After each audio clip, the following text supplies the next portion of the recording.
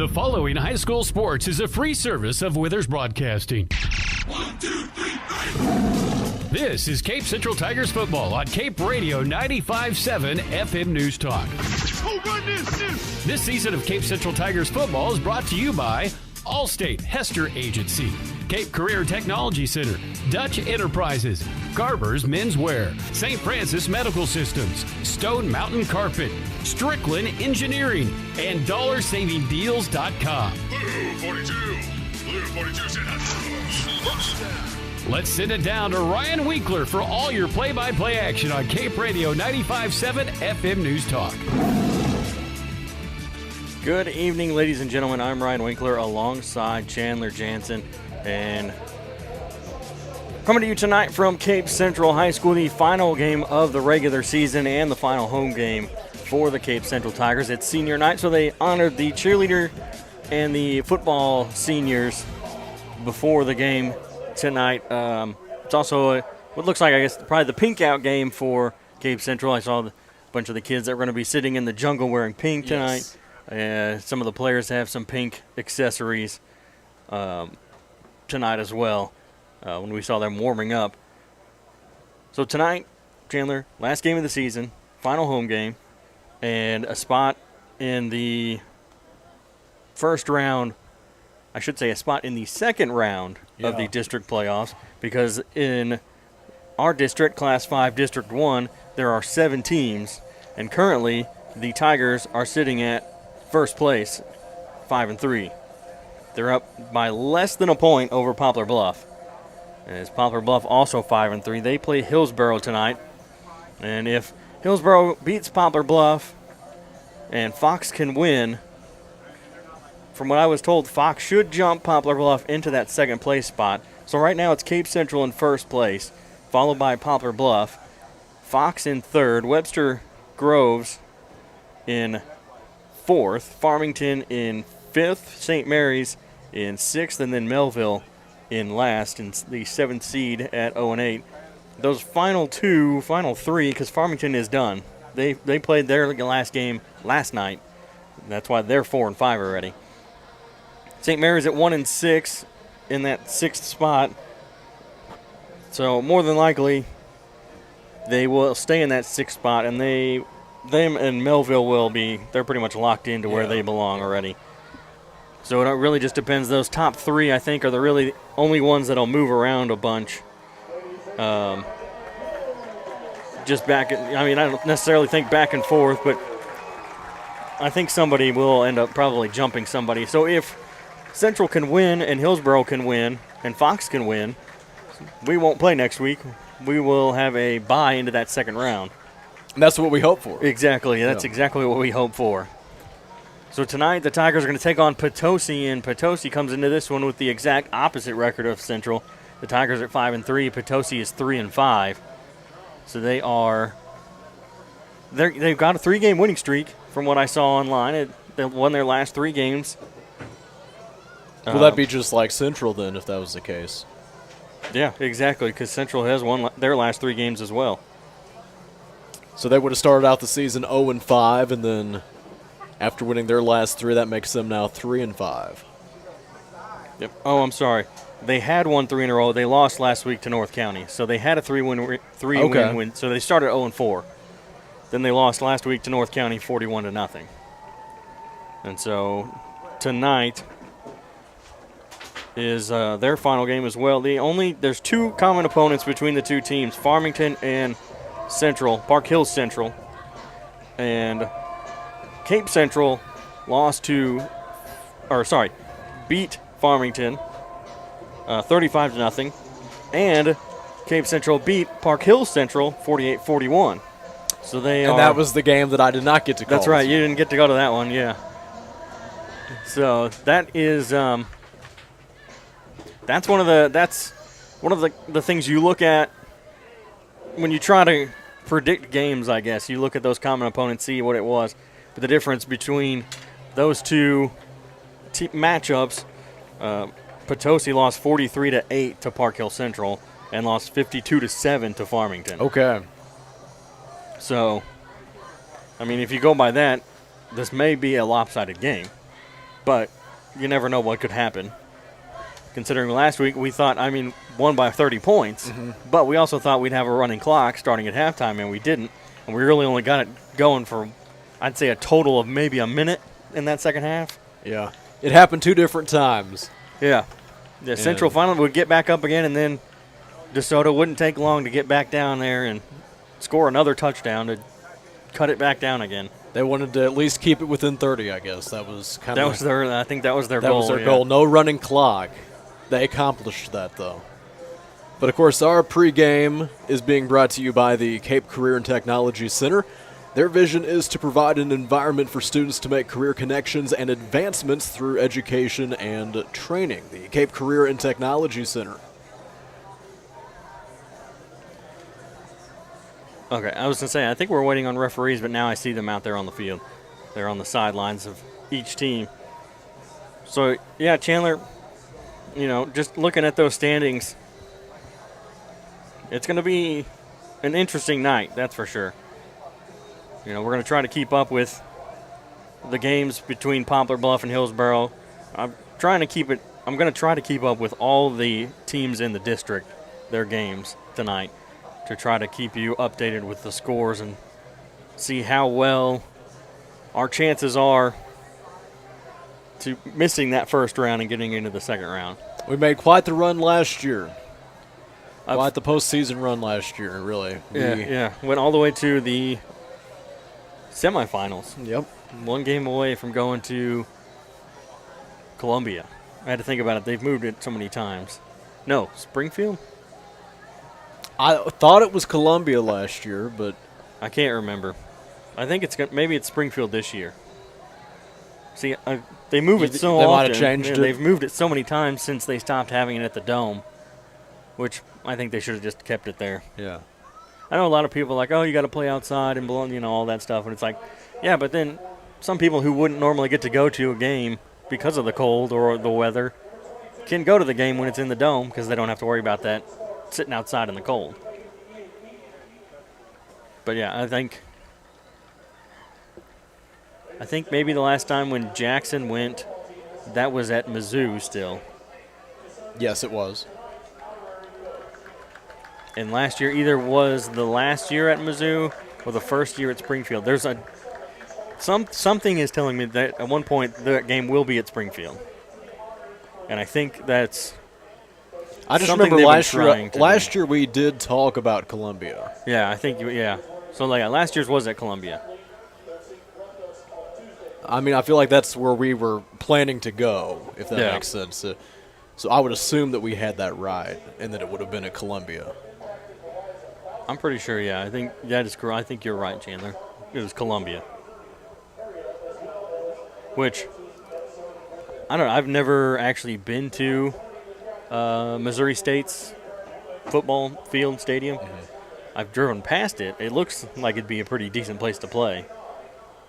But, playing at Mizzou is probably a little bit better considering what used to be a Big 12 school has now been upgraded to an SEC school because they've added things since they joined the SEC. So, but before we get all the way to that part, we got to get through tonight and hope that we can skip next week and get to round 2.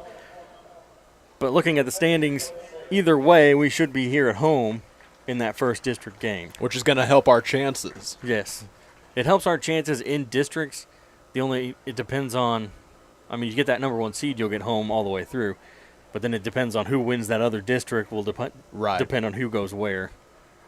So sometimes it's nice that you don't have a home game in districts because then you can get some after that. But most of the time you really don't want to drive all that way.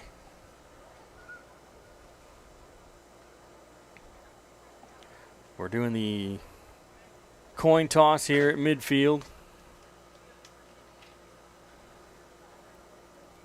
As they've been out there for quite a while, Chandler. Yeah, they've been talking.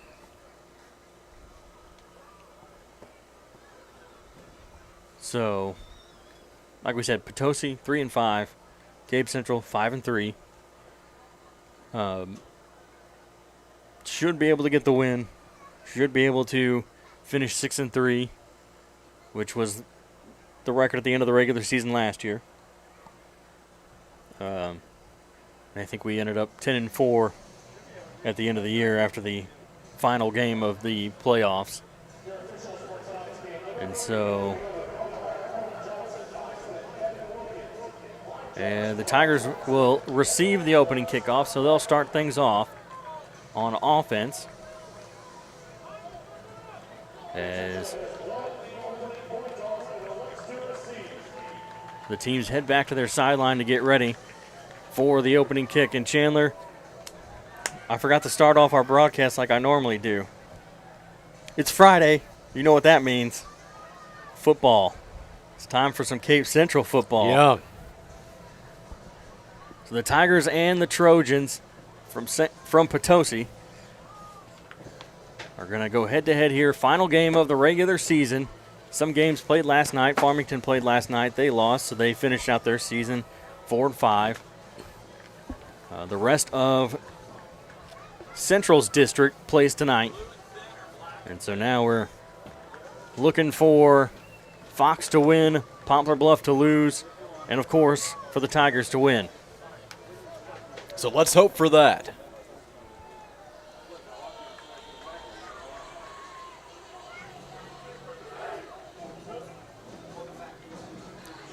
So Potosi will kick it off here to start the game. And that's going to be number 11, Luke Brobham, who's their quarterback, a senior. Oh, he's a left-footed kicker. You don't see that. Oh, no, he's right-footed. He's going to kick it short, and it's going to be caught at about the 40-yard line. I thought he was lining up to kick it with his left foot, but he was actually just lining it up to kick it with his right foot, just a very short kick to keep it away from the Tiger kick returners, as Jathan Spain will head out of the field here to get things started for the Tiger offense.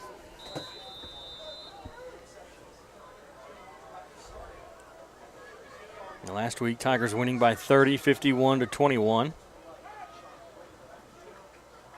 As Spain sets up, he puts Thomas in motion. He'll get the snap, and he's going to hand it off to Boyd. Boyd's going to run it up the middle, and he'll get it down to the 40-yard line, so a gain of 2 as they started on their own 38. So, yeah, we were talking about that 3-game win streak, you know. The game right before that, of course, was the loss to Jackson, 50-0, but I think that says a lot for this Cape Central team. You know, they've had to overcome some injuries, things like that, but they've improved themselves now to having 5 wins on the season, only 3 losses, and that's a much better place to be in now. And this time they're going to do a little pitch over to Thomas, and he's going to break free, running down the near sideline to the 20, to the 10, 5, touchdown, Tigers. Right off the bat, 2 plays. And the Tigers score a touchdown from 60 yards out. Well, that is exactly the kind of start we want to see here at Cape Central tonight. Last home game of the season. And that's Zaire Thomas with 6 points on the board.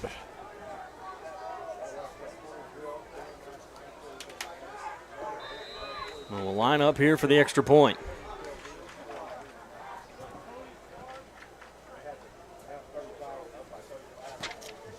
And let's make sure we get the right kicker this time. That is Joey Charlton. And the kick is up. And it's good. So 7-0 Cape Central here early on in the first quarter. 50 seconds off the clock. 11 minutes, 10 seconds to go in the first. After the touchdown, the 2-play touchdown drive by the Tigers.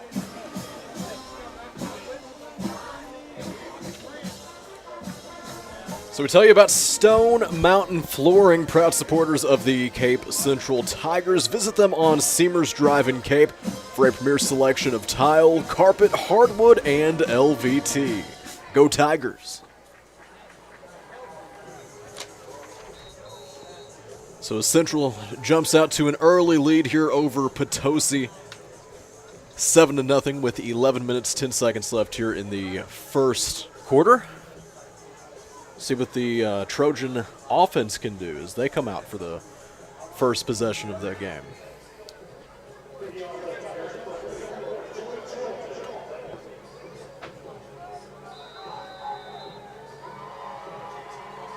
And the kick is a little bit of a short one. It's going to bounce. He'll grab it about the 15, bringing it out towards the 25, working his way over to the far sideline at about the 30-yard line. And he's going to get brought down at the 31. That was JT Cross.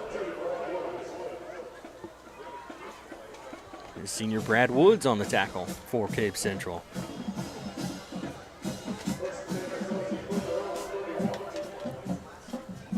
So 1st and 10 from their own 31-yard line as Potosi breaks the huddle and heads to the line of scrimmage. 2 weeks in a row now, Chandler, as the quarterback lines up under center. They've got 2 backs back there, and they're going to fake one handoff. Now they'll pitch it back to the other, and he's going to get wrapped up and brought down in the backfield for a loss. And that was number 24, Carter Pyatt. You don't normally see a quarterback line up under center in high school, and 2 weeks in a row now, that's what we've seen. Well, I think the Cape Central defense, they read that very well. They were not fooled by that play at all. As soon as I saw him line up under center, I thought that's exactly what they were going to do with those 2 tailbacks in the backfield lined up right next to each other. And they're going to fake one handoff and give it to another. And he's going to be met at the line. He will fall forward and gain 3 yards. As that is Noah Walton on the carry. So it'll be 2nd and 8. 3rd and 8, sorry. So he got about 3 on there on that play, since they brought him down for a loss of 1 on the first play. 3rd and 8 is Brabham sets up under center again. This time he's not going to pass or hand off. He's going to pass. It's a wobbly throw, and it's going to be incomplete as he overthrows his receiver by quite a few yards. Don't really know where he was looking at that one because nobody was really open or in the area to catch that ball. It may have just been I'm just going to chuck it before I get sacked kind of throw, because the defense was coming, and they were coming fast. As they will punt this one away now. 4th down, 4th and 8. So the Trojans go 3 and out. Paul Transier Thomas back to receive the punt. And it's partially blocked, I think, and it hits the 45. And it's going to take a Tiger bounce, and Potosi's going to have to grab it before it goes any further. So the Tigers will get it in Potosi territory on the 47-yard line.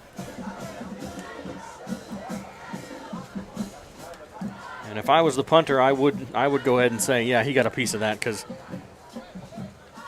I don't think he didn't get a piece of it. Yeah. Because that was just not a pretty punt at all. So good field position here as they come out for their 2nd possession of the game, the Cape Central Tigers. Spain will give it to Tom. Oh, Thomas is going to flip it over to Boyd. Boyd's stuck in the backfield, but now he's going to come back over this way. And there's a flag thrown, but he's going to find a hole here on the near sideline and get all the way down to about the 29, 30-yard line before he's pushed out of bounds. And I have a feeling we're going to be coming back as that flag came in. There's a helmet-to-helmet on the Tigers in there somewhere. So that'll bring the Tigers back after all that field that he covered. He was running from one side to the other and then was still able to get a good 15 yards at least.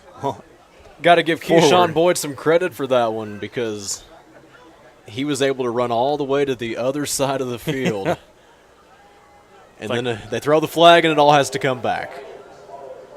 So it'll be 1st and a long way. And we get a whistle from the head referee.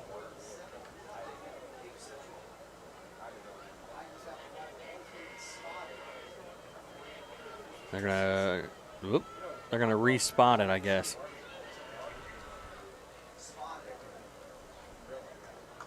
So that's where they started.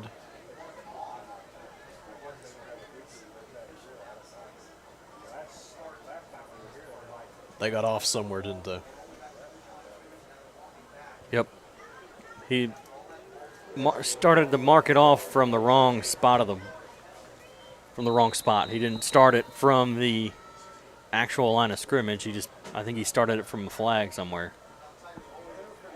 So it's 1st and 20, I think. As Spain's going to pass this one, he's going to throw towards the far sideline. It's caught and then out of bounds. As Mr.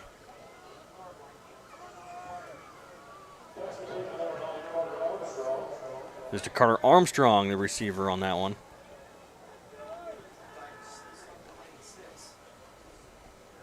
As they get down to the 48-yard line. It was a good 12 yards, so it was 1st and 25. It was. I was trying to figure that out. So 2nd and 15 is what they're saying. So a 10-yard gain there on that one. They're going to turn and flip it back to Thomas. Thomas is going to run around the outside. He's going to get brought down from behind, but not before he gets past the original line of scrimmage and makes it to the 42-yard line. That brings up 3rd down. 3rd and 5. So another good 10-yard gain by the Tigers, this time on the ground. Now we just need 5 more and we'll have a first down.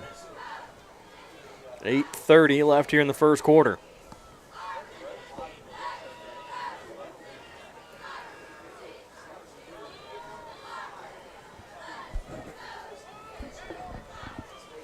Spain in the gun with 3 receivers to the right side as he sets Thomas in motion. They're going to hand it off. Nope, they're going to fake it to Boyd.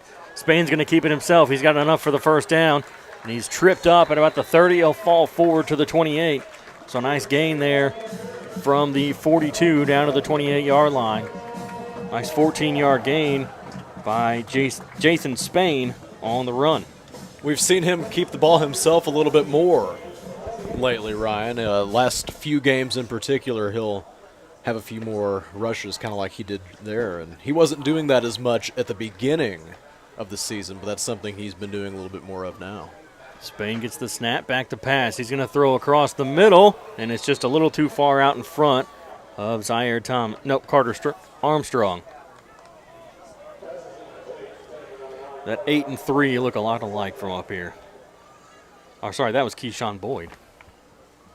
Wasn't it? Nope, that was number 9, Carter Armstrong. Okay, so 8, 3, and 9 all look the same.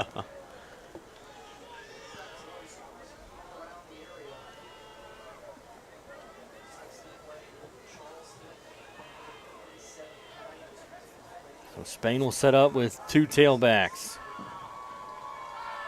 He's going to move Thomas out, and we get a flag.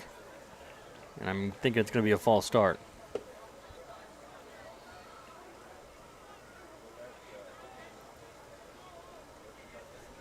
See what the referee calls.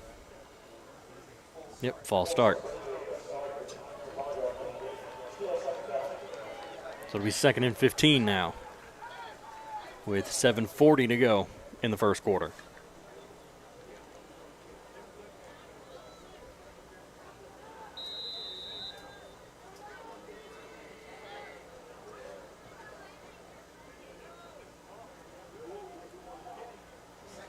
Spain will get the snap. He's going to hand it off to Boyd. Boyd's going to run it up the middle, plow forward, and it's going to take 2 defenders to bring him down, and he's going to be a yard shy of that first down marker. So a nice 14-yard gain makes it 3rd and 1. 3rd and 1 from the 19.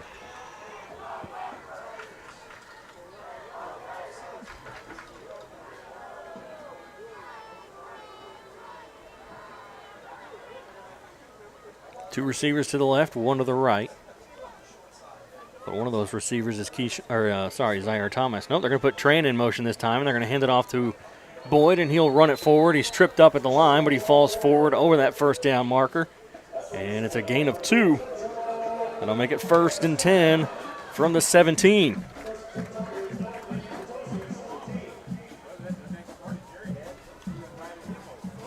First and 10 with 6:45 left in the first quarter.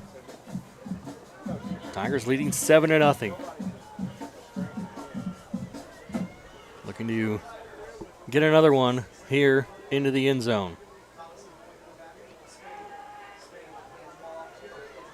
As they're going to hand it off to Boyd, and he makes it to the 14-yard line.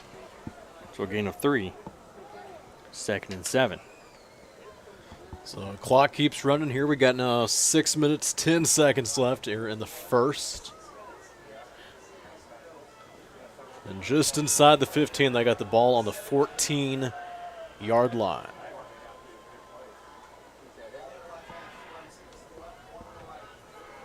Put a man in motion. Oh, he's going to just move over to the other side. Spain back to pass, and it's a little too far out in front of his intended target. And that was... trying to see what number he is. I think that's Deshaun Sims, number 23.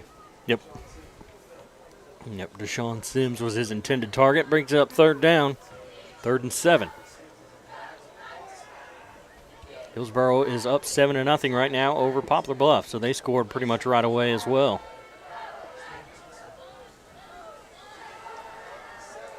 Spain with 3 receivers to the right side. Boyd in the backfield. Spain will get the snap. Hands it off to, fakes the handoff, gives it to Thomas. A little quick pass. Thomas will run forward, get across the 10, and he'll be brought down at the 10-yard line. So it'll be a 4-yard gain for Zaire Thomas. It'll make it 4th and 3. So what do you do here on 4th and 3? Might as well go for it. I mean, unless you want to give Charlton a shot at a field goal, just give him some practice. And they could, it wouldn't be a real long one. They're still talking, though. Yeah, Spain's still looking at the sideline. Looks like the offense is going to stay on the field. Play clock down to 5. And Coach Gibbs is going to take a timeout.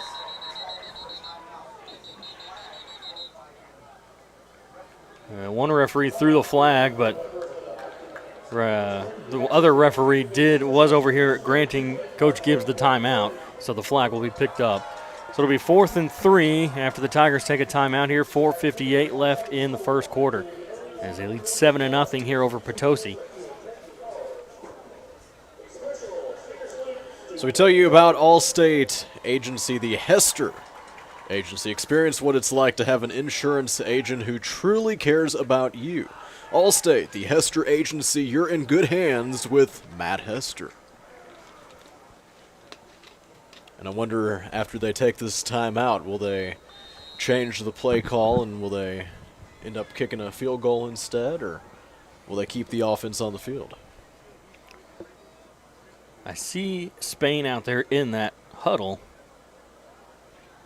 right now, and I don't see. Well, it looks like we're just going to go ahead and go for it. I was trying to find Joey Charlton on the sideline, but I couldn't find him. But the Tigers are going to set up here at the 10-yard line, 4th and 3. Spain will get the snap. Quick throw, and it's over his head, and it's going to be intercepted. But it's intercepted as he hits the turf with his knee, so the Potosi Trojans will get the ball on the 2-yard line. So they're going to have about 98 yards to go if they want to score a touchdown on this drive.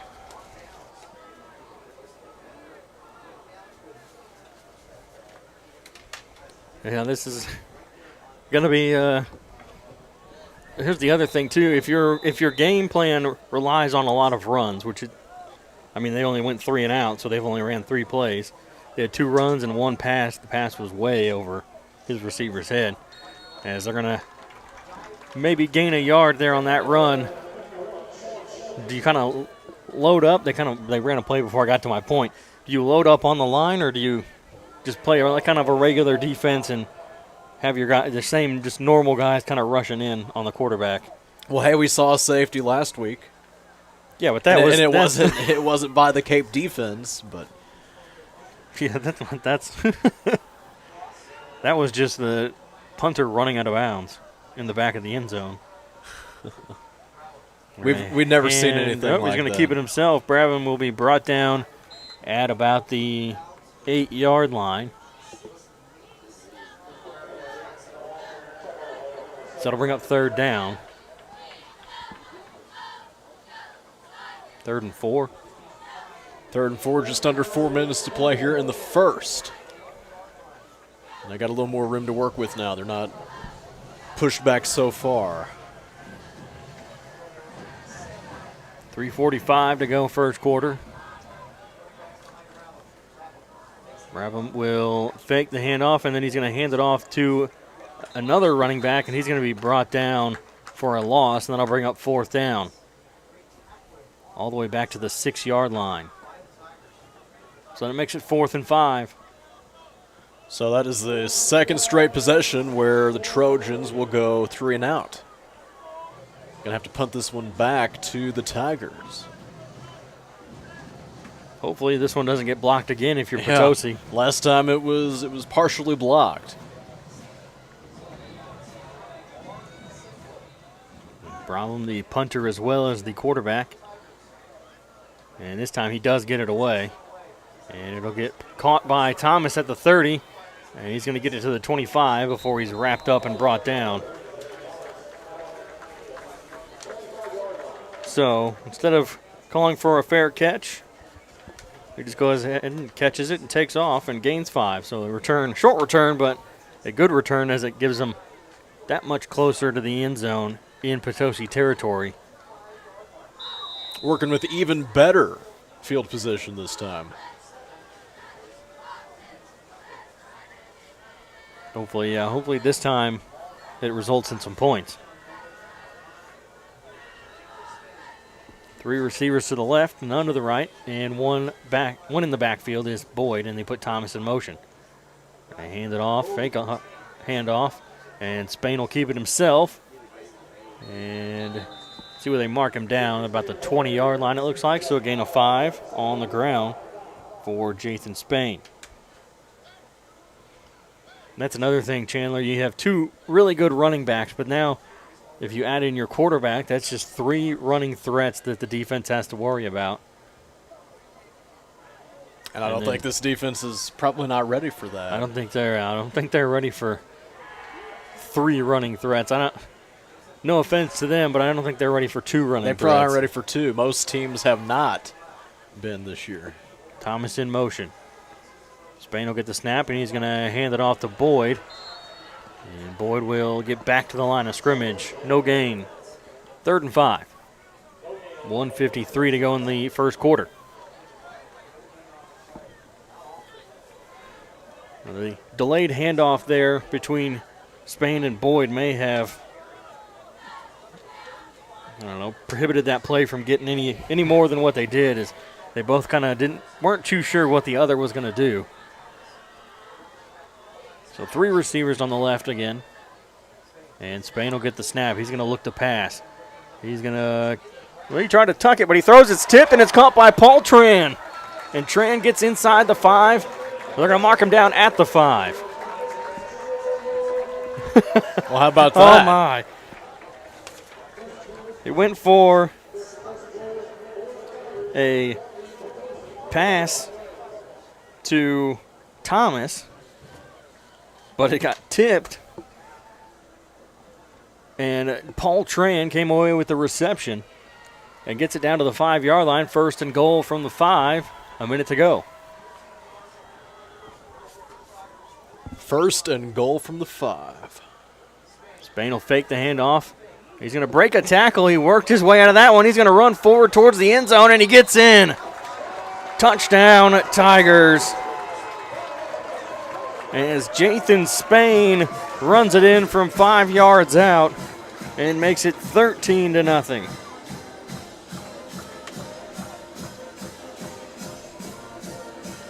Spain was almost dead in the water. He had a defender holding on to his foot, his ankle. He's able to rip his foot away from those hands and still work his way into the end zone. And now Joey Charlton will kick the extra point here again. And the kick is up. And it's good. So 14-0, the Tigers lead here over Potosi with 46 seconds to go in the first quarter.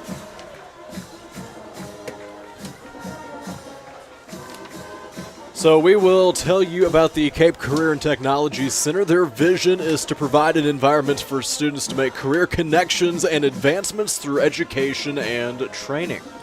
The Cape Career and Technology Center. So we've got 46 seconds left in the first here as the Tigers lead it 14-0 over the Potosi Trojans.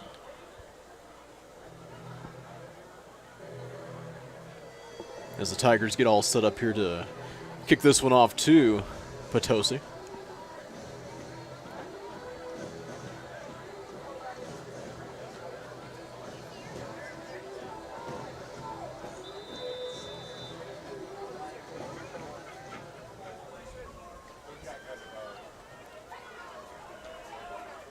The kick is away, and it's grabbed at about the 25-yard line. They get a couple yards up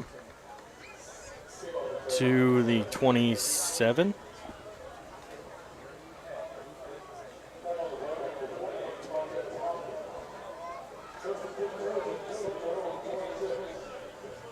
39 seconds left here in the first quarter. As Potosi breaks the huddle.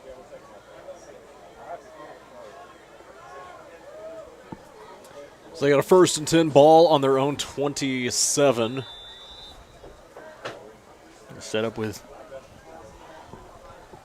2 tailbacks. Quick throw over the middle, and it's going to be incomplete as it was too far to the left. There's a flag in the backfield. And they're going to call roughing the passer on Cape Central. Wow.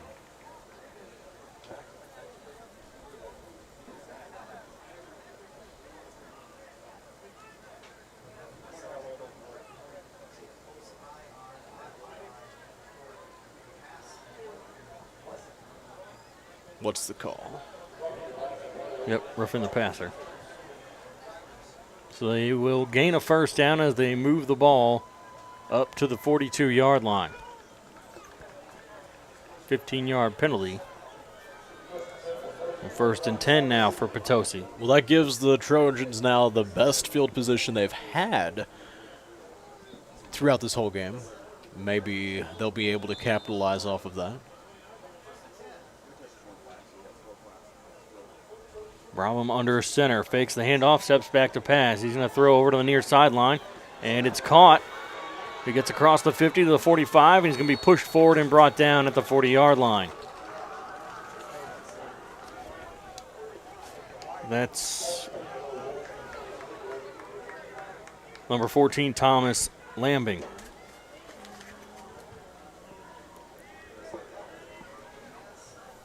20 seconds left here in the first quarter, and the play clock is at 20. Game clock at 13. So a nice difference there. They may not even bother running a play as they have yet to break the huddle. I don't think they will. And that'll do it for the first quarter. So the Tigers lead 14-0 here after 1. We'll be back after this. You're listening to Cape Central Tiger Football on Cape Radio 95.7 FM and watching on YouTube at Cape Central Sports. Call Dutch. Dutch. Call Dutch. Honey, I am so tired of our old, outdated bathroom. It's too expensive, and remodeling the bathroom takes forever. But I heard Dutch Enterprises and Luxury Bath of Southeast Missouri have a way to transform our bathroom faster, easier, and more affordable than most complete bathroom remodels. Dutch does custom work where we can pick out our own design, and I heard it can be done at a fraction of the cost of a complete bathroom remodel. Now you're talking my language. Let's call Dutch Enterprises to schedule a free in-home consultation. Call Dutch. Life is full of unexpected twists and turns. When you need a helping hand, Allstate agent Matt Hester is here for you. He believes in protecting what matters most to you, from your home to your car to your life and everything in between. Allstate's Matt Hester can tailor a personalized insurance plan just for you. Contact Matt Hester today and experience what it's like to have an insurance agent truly care for you. Call 573-334-0996 or go online for quotes. You're in good hands with Allstate's Matt Hester. Let's head back to the booth. It's Cape Central Tigers football at Cape Radio 95.7. Back here, Cape Central High School, I'm Ryan Winkler alongside Chandler Jansen as the Tigers lead 14-0 here in the second quarter. And Potosi back to pass. They'll throw to the near sideline, and it's going to be caught by number 1, Landon Sprouse. So that is 2 consecutive catches there by the Trojan offense. So 2nd and 4. As they're going to hand it off right up the middle. And according to the referees, it looks like he gained no yards.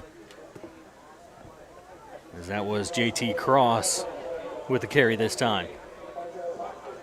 So how about a little score update for you here, Ryan? Sykeston currently leading Charleston 10-0 end of the first quarter. Keep in mind, Sykeston has not won a game this year. They're 0-8 right now, so they're currently up 10-0 over Charleston. How about that?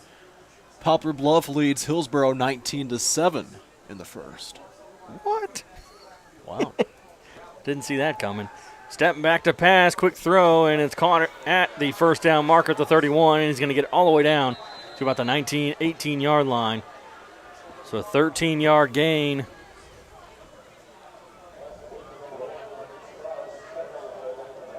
For Potosi, 16-yard gain for Potosi. We'll make it 1st and 10 at the 18. So Chandler, even the field position just keeps getting better and better for Potosi. It really does. Got it inside the 20 in the red zone now. He fakes one handoff, and he's going to hand it off to another running back, and he gets all the way to about the 10 before he's pushed out of bounds. Looks like they're going to mark him down at the 9. That was Noah Walton for Potosi.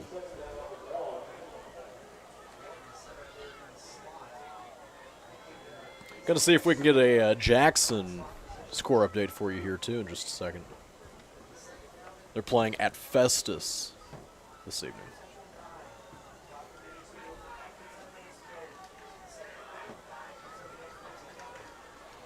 So 2nd and 1 as they will hand it off. He's going to plow forward, spinning towards the end zone, and he gets in for a touchdown. That was JT Cross. So 14-6 here with 10:01 to go in the second quarter.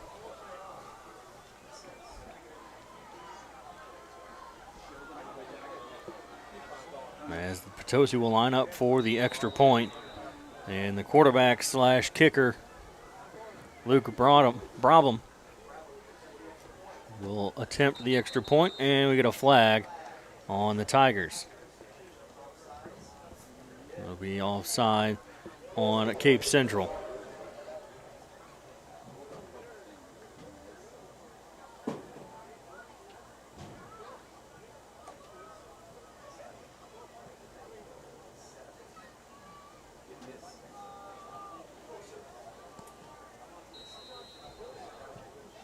So they'll line up to kick it again.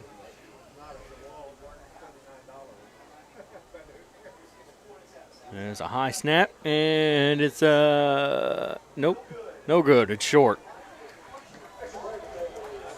Now, if this was Canada and he would have caught that, he could have taken it all the way back and gotten some points.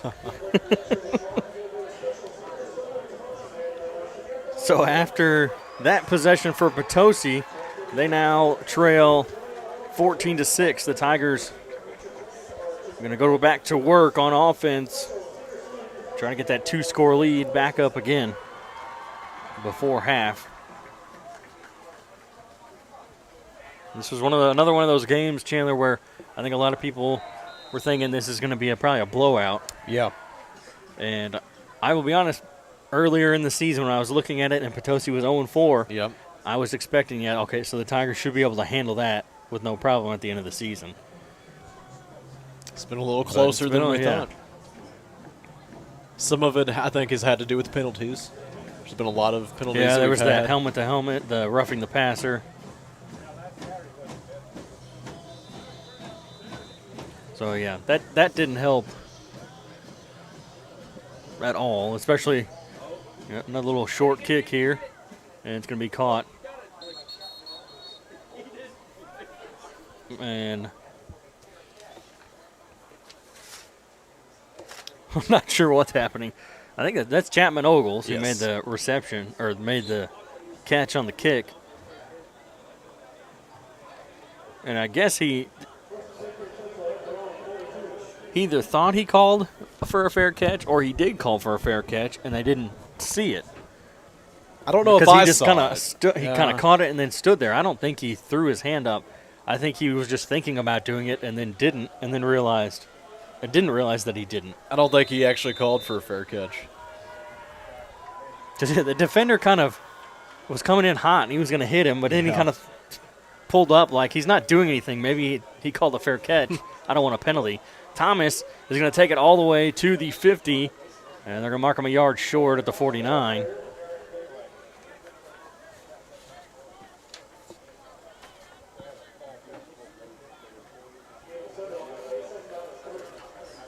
So a gain of 7 for Zaire Thomas on the ground.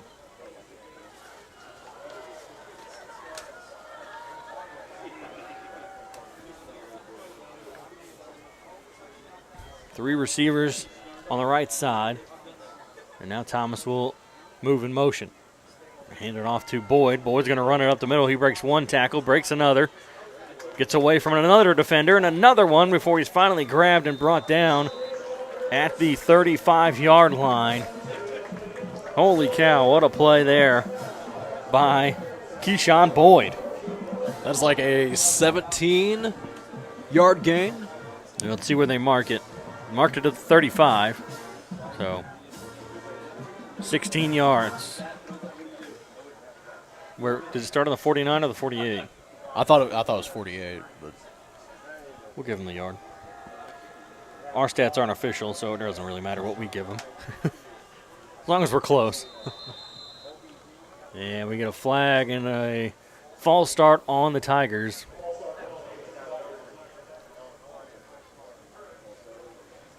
So it's going to push them back here again.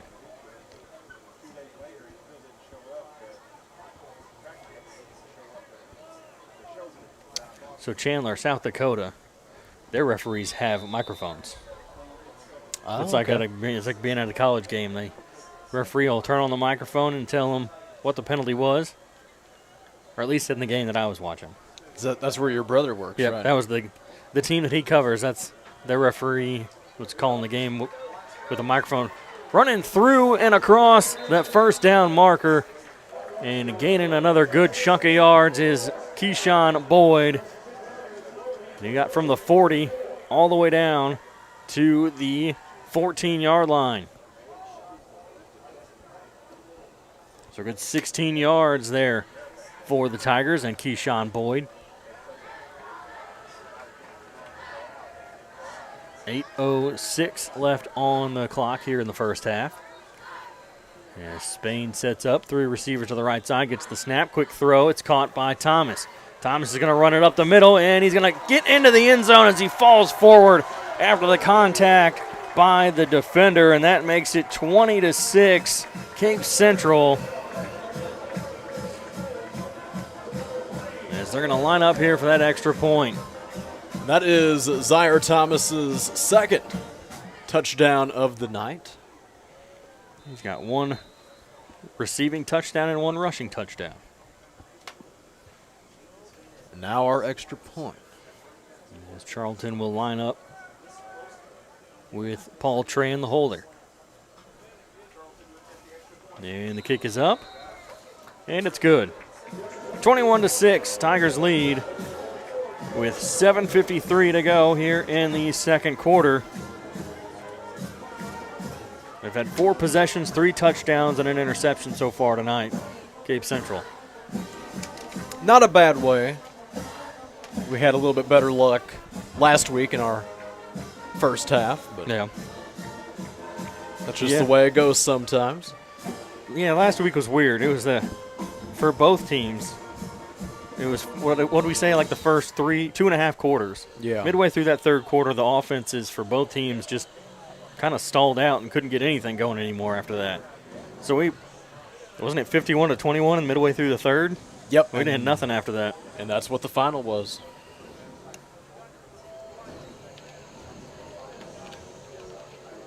So hopefully we get some more points, at least somebody scores in that fourth quarter.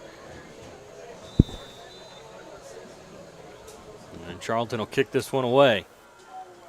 It'll be caught at about the 18-yard line. He's going to bring it out across the 25 to the 30. Be brought down at the 29-yard line.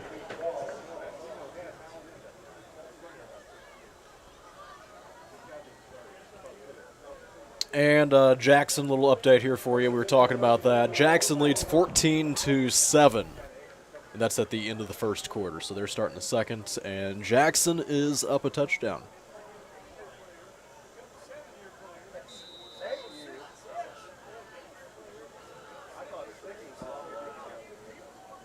So Brabham will set up. Okay, under center. I was going to say he might set up in the gun this time, but no, he sets up under center He's got 3 receivers to the left, and he's going to – did he fake the handoff or not? He handed it off. He did hand it off.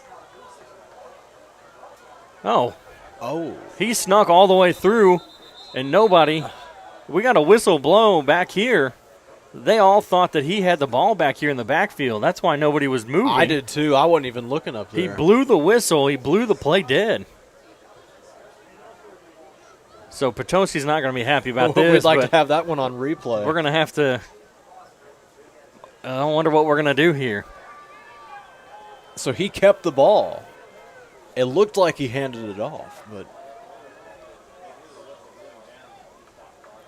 I thought he got hit right away, and yeah, they actually hit the wrong player, and the referees didn't know it either. We were all looking over here. We thought this guy had the ball, and they blew the whistle. I mean, there's nothing you can do, but as a referee, but say we screwed up. We blew the whistle. Your play faked us out too. But don't make your fake so convincing. So it's going to have to be. It's going to be 2nd and 10. Is that what they're going to do? Yeah. 2nd and 10. So that big run for Potosi is gone because the referee blew the play dead. That's why I thought maybe there was some shoving going on up here. It'd be nice to have a review of that play.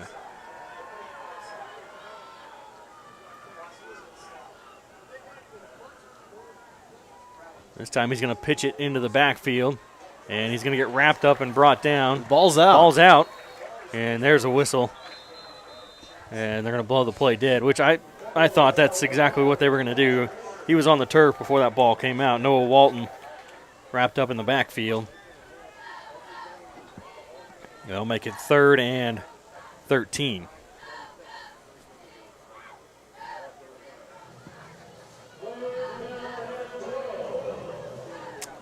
Third and 12. We got 6 minutes and 30 seconds left here before the half.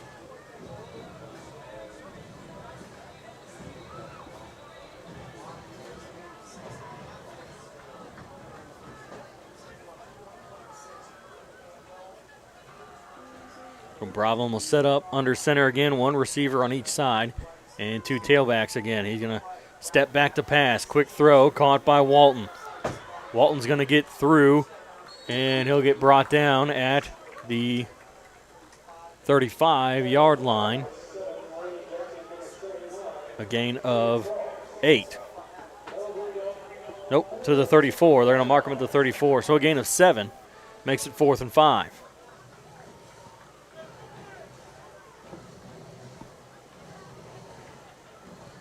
And I thought Walton was down with an injury there for a second, but he may have just been adjusting his tights, whatever he's wearing over his knees, those knee sleeves. And the punt gets away by Brabham.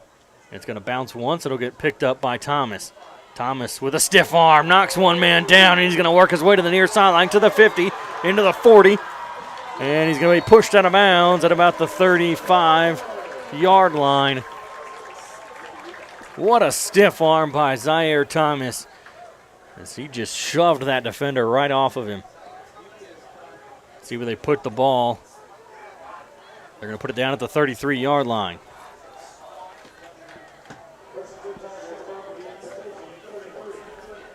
That is quite the return there by Zaire Thomas. About a 30-plus yard return there for Zaire Thomas with 5:13 to go. First half, 21-6, Tigers lead. As Spain will get the snap, he's going to look to pass. Throws across the middle. And is it going to be caught by Tran? They're going to say it's incomplete.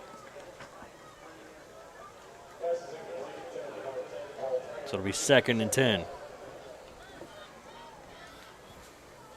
Looks like Sykeston is up 18-8 over Charleston.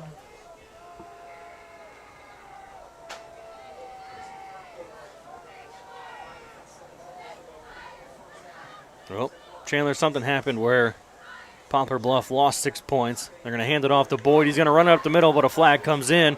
He's going to break through to the 5-yard line. And they're going to mark it down at the 4. Let's see what this flag is. And Spain is standing near the flag, and it's going to be a holding on the Tigers, so that'll move them back and take away that run. So Poplar Bluff lost that. They had 19. They were up 19-7, right? Well, that was 27-13, so somewhere along the line, somebody must have put up that extra 6 points early. They'll put it up a little too quickly. Apparently so. Got called back. Must have been a penalty like we just had, as it took away that big run by Keyshawn Boyd. So, yeah, they bring this one back.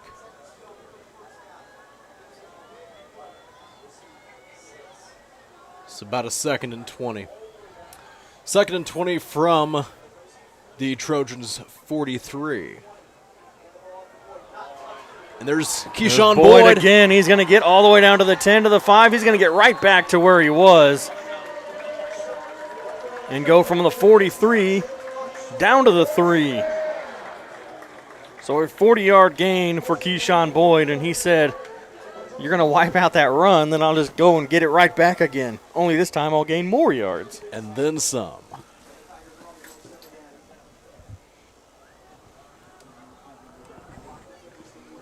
So 1st and goal, ball on the 3. 4 minutes, 20 seconds left here in the second quarter. Thomas will get in motion. They're going to hand it off to Boyd. He's going to run it up the middle, and he'll stumble into the end zone for a 3-yard touchdown run. And Keyshawn Boyd makes it 27-6 here in the second quarter. That is Boyd's first touchdown of the night. Zaire Thomas has 2. Jathan Spain has a rushing touchdown tonight. Now Joey Charlton comes out for the extra point. The snap is down. Oh, that kick is blocked, and it's no good. See, he thought we were playing Canadian football rules. He took off. He was going to try to take it back. So that extra point is no good after it's blocked with 4:08 left here in the second quarter. And the Tigers up 27-6. So we tell you about Stone Mountain Flooring, proud supporters of the Cape Central Tigers. You can visit them on Seamers Drive in Cape for a premier selection of tile, carpet, hardwood, and LVT. Go Tigers.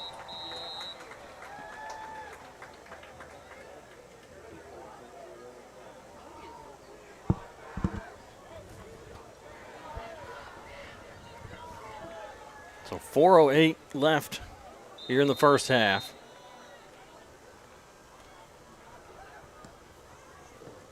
As the Tigers lead by 21, 27-6. So we would need 2 more touchdowns if we want to get that continuous clock going. Yeah. I don't think we're going to get it here before halftime. Probably not.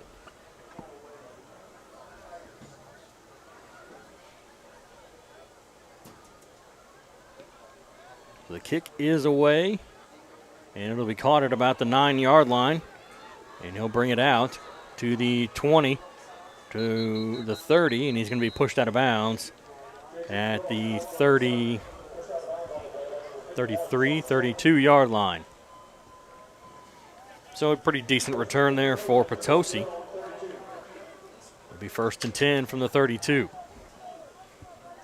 Just under 4 minutes to go here in the first half.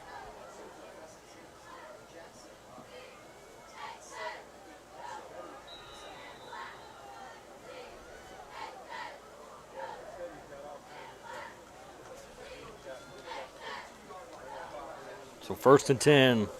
Brabham will hand it off. He's going to run it up the left side, and he'll make it all the way out to the 40-yard line, so a gain of 8. It'll make it 2nd and 2. That is Clayton Richards.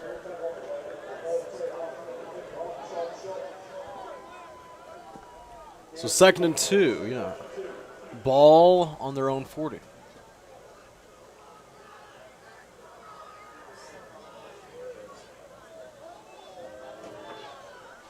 Three receivers to the right for Brabham. He's going to turn to throw. Throws downfield, and it's too far out in front of his receiver. That'll bring up 3rd down. 3rd and 2.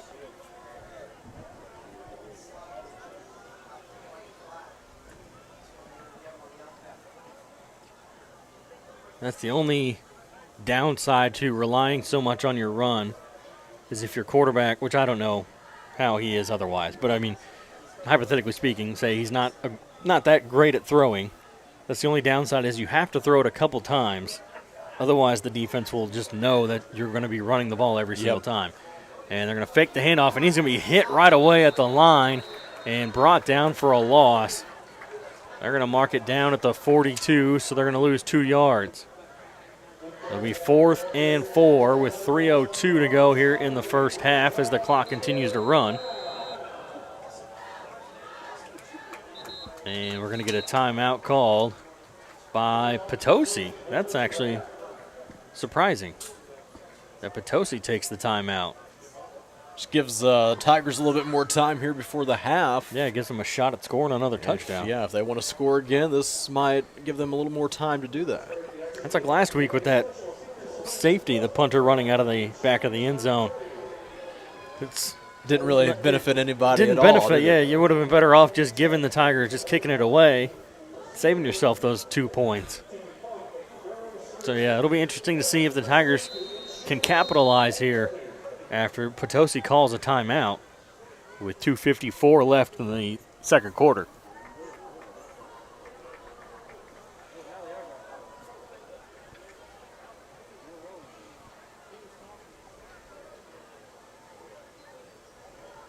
So they'll come back out on the field here. So my dad sent me a text. He said it looked like he did hand it off. He went back and watched it. He said it looked like he did hand it off, but the guy who had the ball more or less kind of tried to walk through the line, and then by the time he started to run, as that pass is complete, and that's enough for a first down. That's why they called timeout. Now we know why they called the timeout. That's decided to go for it. It worked out for him. 1st and 10 now for the Trojans. So I guess the fact that he didn't run through is what caused everyone to not focus on him, but the guy who actually didn't have the ball. I mean, in retrospect, that's a smart way to try to sneak through the line, but also it hurt you because they weren't watching him run. They were watching the guy faking the run. Exactly. Browns are going to be back to pass, and the throw is going to be incomplete. It's just a little too high for his receiver, and it's off the fingertips. That'll bring up 2nd down, 2nd and 10.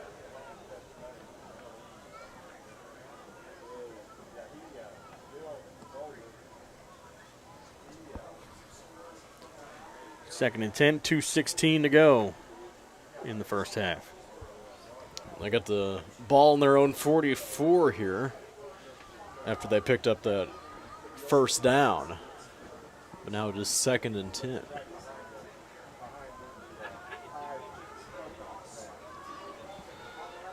He's going to try to sweep around. He's going to break free as he gets down to the Tiger 35-yard line. A nice run play there by Noah Walton.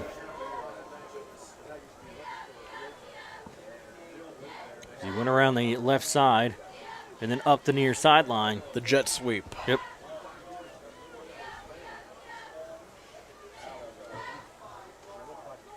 I haven't seen that a lot. I haven't seen that a whole lot this year. Not really, no. So we got a minute 50 now. 1st and 10, ball on the 35. Back to pass, quick throw, it's caught. And he's going to be brought down inbounds at the 30-yard line. I think they tried to get out of bounds to avoid that clock continuing to run. Clock is still running here. Tiger defense was able to keep them in bounds. So it's 2nd and 5 at the 30.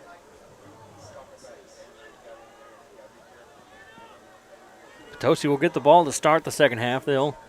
Tigers will kick it off to them, and so they're going to try to get some points here before the half and then get another shot at it to start the third quarter. Quick throw to Walton is caught. He's going to get a stiff arm, get out to the 30, and he stiffs arm and throws down a defender. Let's see where they mark him out of bounds. It's enough for a first down. It'll be the 24-yard line. So 1 minute, 1 second left here in the second quarter. And the Trojans do have 2 timeouts, so they can still use those if they need to. We've got 24 yards to go here, though, if they want to score a touchdown before halftime.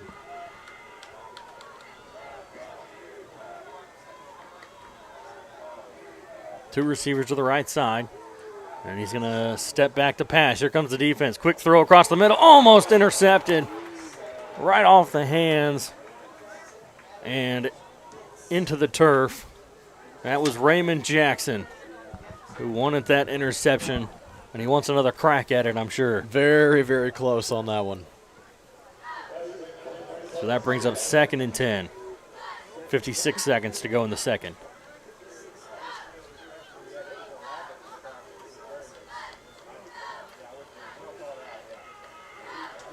Sometimes, people look at the clock and they say there's only a minute to go, but we just had a minute 1 and they ran 5 seconds off the clock with that one play. And, yep, I saw that. Running back, number 22, J.T. Cross, started to come up out of his crouch before the ball was snapped, and referees saw that, so that'll push the Potosi Trojans back to the 29-yard line. 2nd and 15.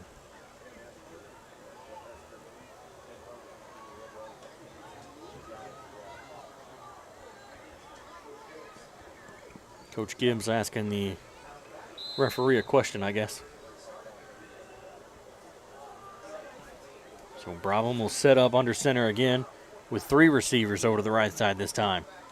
He'll get the snap. He's going to step back to pass, rolls to his right, and he's going to keep it himself, and he'll get brought down out of bounds on the far sideline.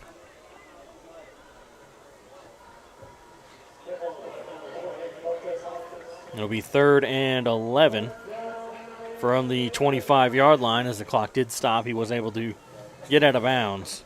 46 seconds to go. So what are they going to do here on 3rd and 11? I would think that they would. I'm thinking they're going to try to maybe pass it again. Maybe try a pass. It hasn't worked out the best for them, but there's been a few plays in the first quarter where it did. Actually, I'm changing my answer. I think they're going to try to run it here. Nope, he is going to pass it. And he throws it over the middle, and it's going to be incomplete. Going to bring up 4th down. Well, they set up with those 2. See, they would have fooled me if I was out there on defense because they had those 2 tailbacks in the backfield, and I thought they're going to actually try to run it here first. So, yeah, no surprise here. The offense is going to stay on the field. Yeah, because they can't punt it, that's for sure. No. But also, don't want to kick a field goal. It's too I don't think they can kick a field goal. No. He didn't have the best kick on the extra point earlier. Back to pass. He'll throw downfield, and it's going to be tipped away, incomplete, and the Tigers will take over with 36 seconds on their own 25-yard line. So what do you do here, Chandler? Just kind of run the ball, or maybe you think they're going to kneel it? I think you could try. Why not? 36 seconds. You got 2 timeouts. Yeah, you don't get to start, though. I mean, we said it before. Potosi gets the ball to start the second half. So, I mean, if you're comfortable with the lead here now and you're fine where you're at currently, I can see them kneeling it. Might as well make the most of these 36 seconds. Yeah, it looks like they're going to go ahead and run a play as Thomas is in motion. Spain, quick throw to Thomas. He's going to there we throw. go. There it is again. Tran wide open. It's caught. Caught at about the 40-yard line. They're going to mark it down at the 40.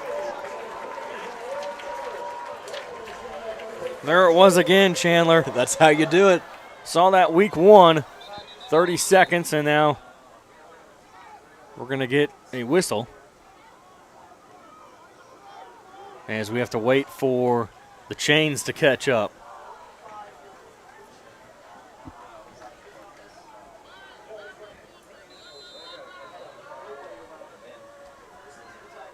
A big 35-yard reception there by Paul Tran, and the Tigers will spike the football.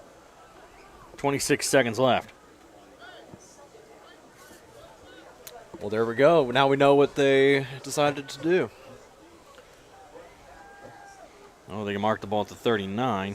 It's actually a 36-yard reception by Paul Tran. And I have to make a new one there. I put it on Spain, but actually that's going to be Zaire Thomas completion. And we get a whistle, as I think Potosi is going to take a timeout here with 26 seconds. And they do. It is Potosi calling timeout. Experience what it's like to have an insurance agent who truly cares about you. Allstate, the Hester Agency, you're in good hands with Matt Hester.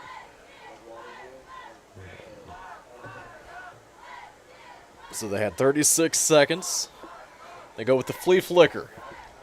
Works out for them. Now they got the ball down inside the 40-yard line.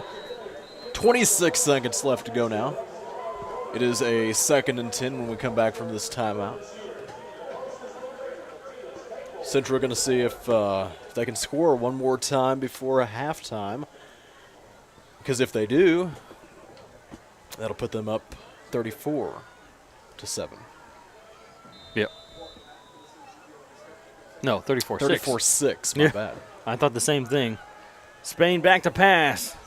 Deep throw across the middle, and it's incomplete, almost intercepted by Potosi. As it falls to the turf, incomplete. You got 20 seconds. Lucky on that one. Yeah, that was just a unfortunate play there by that defender who couldn't hold on to that one. It was almost right in his breadbasket.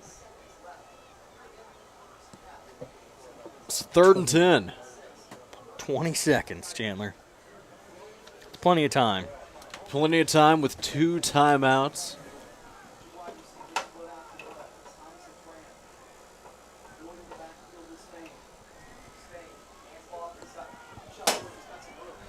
Spain will hand it off. Boyd breaks a tackle. He's going down the sideline. He'll go out of bounds to stop the clock with 13 seconds. As he gets to the 12-yard line. Oh, sorry, 17-yard line. It's a 12-yard run.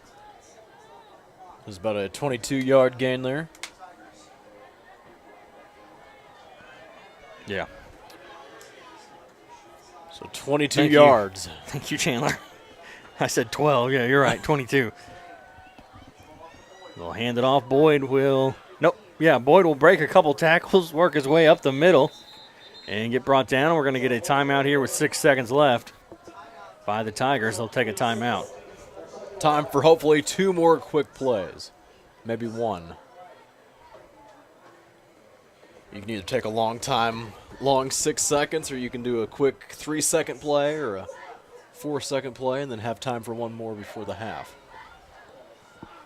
They're going to talk it over, though. Yeah, it's interesting it'll be interesting to see what they decide to do here.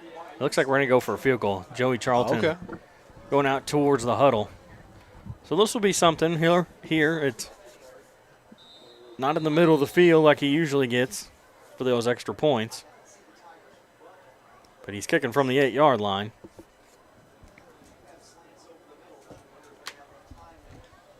So it's a pretty easy shot, I would think, for Joey Charlton.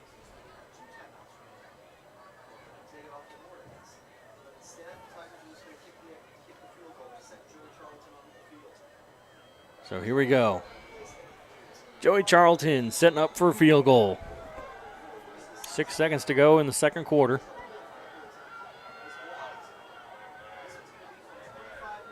As the kick is up, and we get a whistle. And Potosi took a timeout. They're going to take a timeout to ice the kicker in high school. You never thought you'd see that, did you? Taking a timeout to ice the kicker. Charlton had a good kick there. He got it to go up and in, up through the uprights. Well, I just got to hope that he repeats that same thing here after this timeout.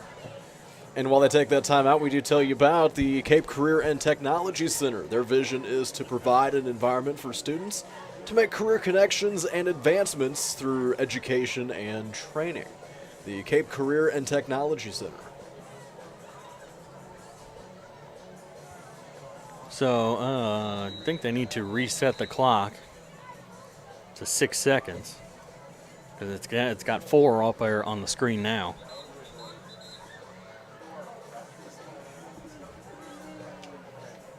Yeah, there we go. The referee signaling to the scoreboard operator. Put those 2 seconds back up. We might need him. Yeah, you never know. So Potosi out of timeouts.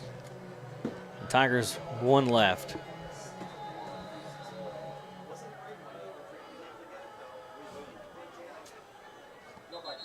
And we get a flag.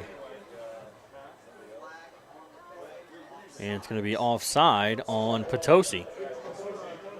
So that'll push them forward. That'll give the Tigers a first down. Well, that changes everything. So they'll get the ball on the 3-yard line. So now Joey will kick from the 10-yard line.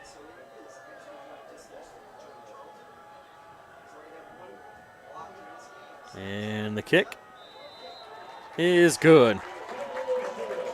So Joey Charlton makes the field goal and makes it 30-6.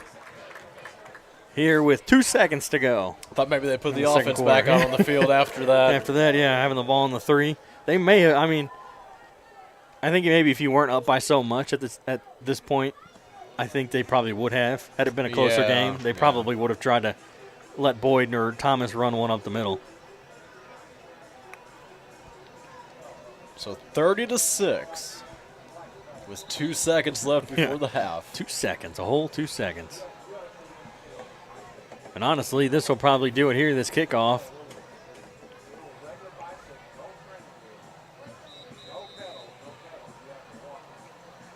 Unless, for whatever reason, Potosi just fair catches or takes a knee right off the bat.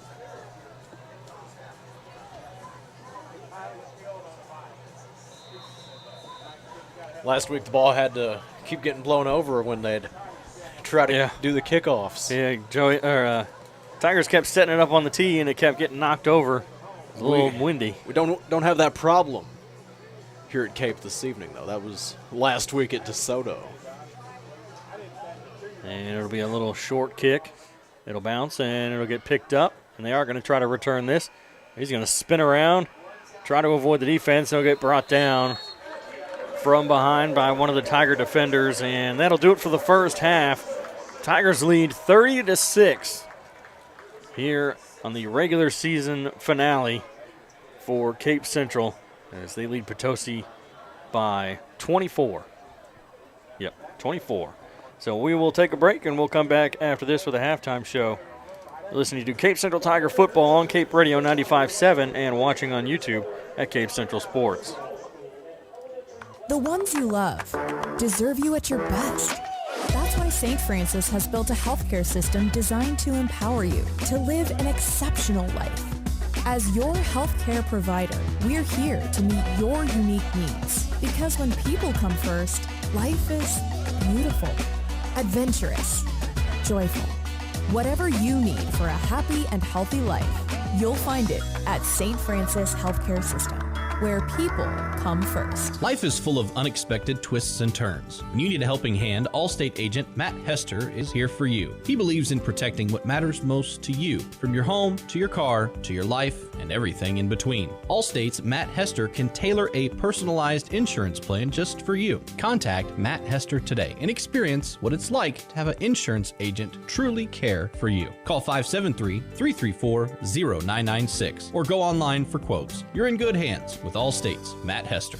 Get in the game and show your support for your Central Tigers sports with Garber's Menswear. Their community-driven brand proudly supports these young athletes, fostering teamwork, dedication, and sportsmanship. Garber's has been a community staple in the town plazas since 1960, and they're proud to support our youth as they grow into adult members of the community. Join them in cheering our student athletes on to victory. Together, Garber's and our community can build a brighter future, one game at a time. Go Tigers!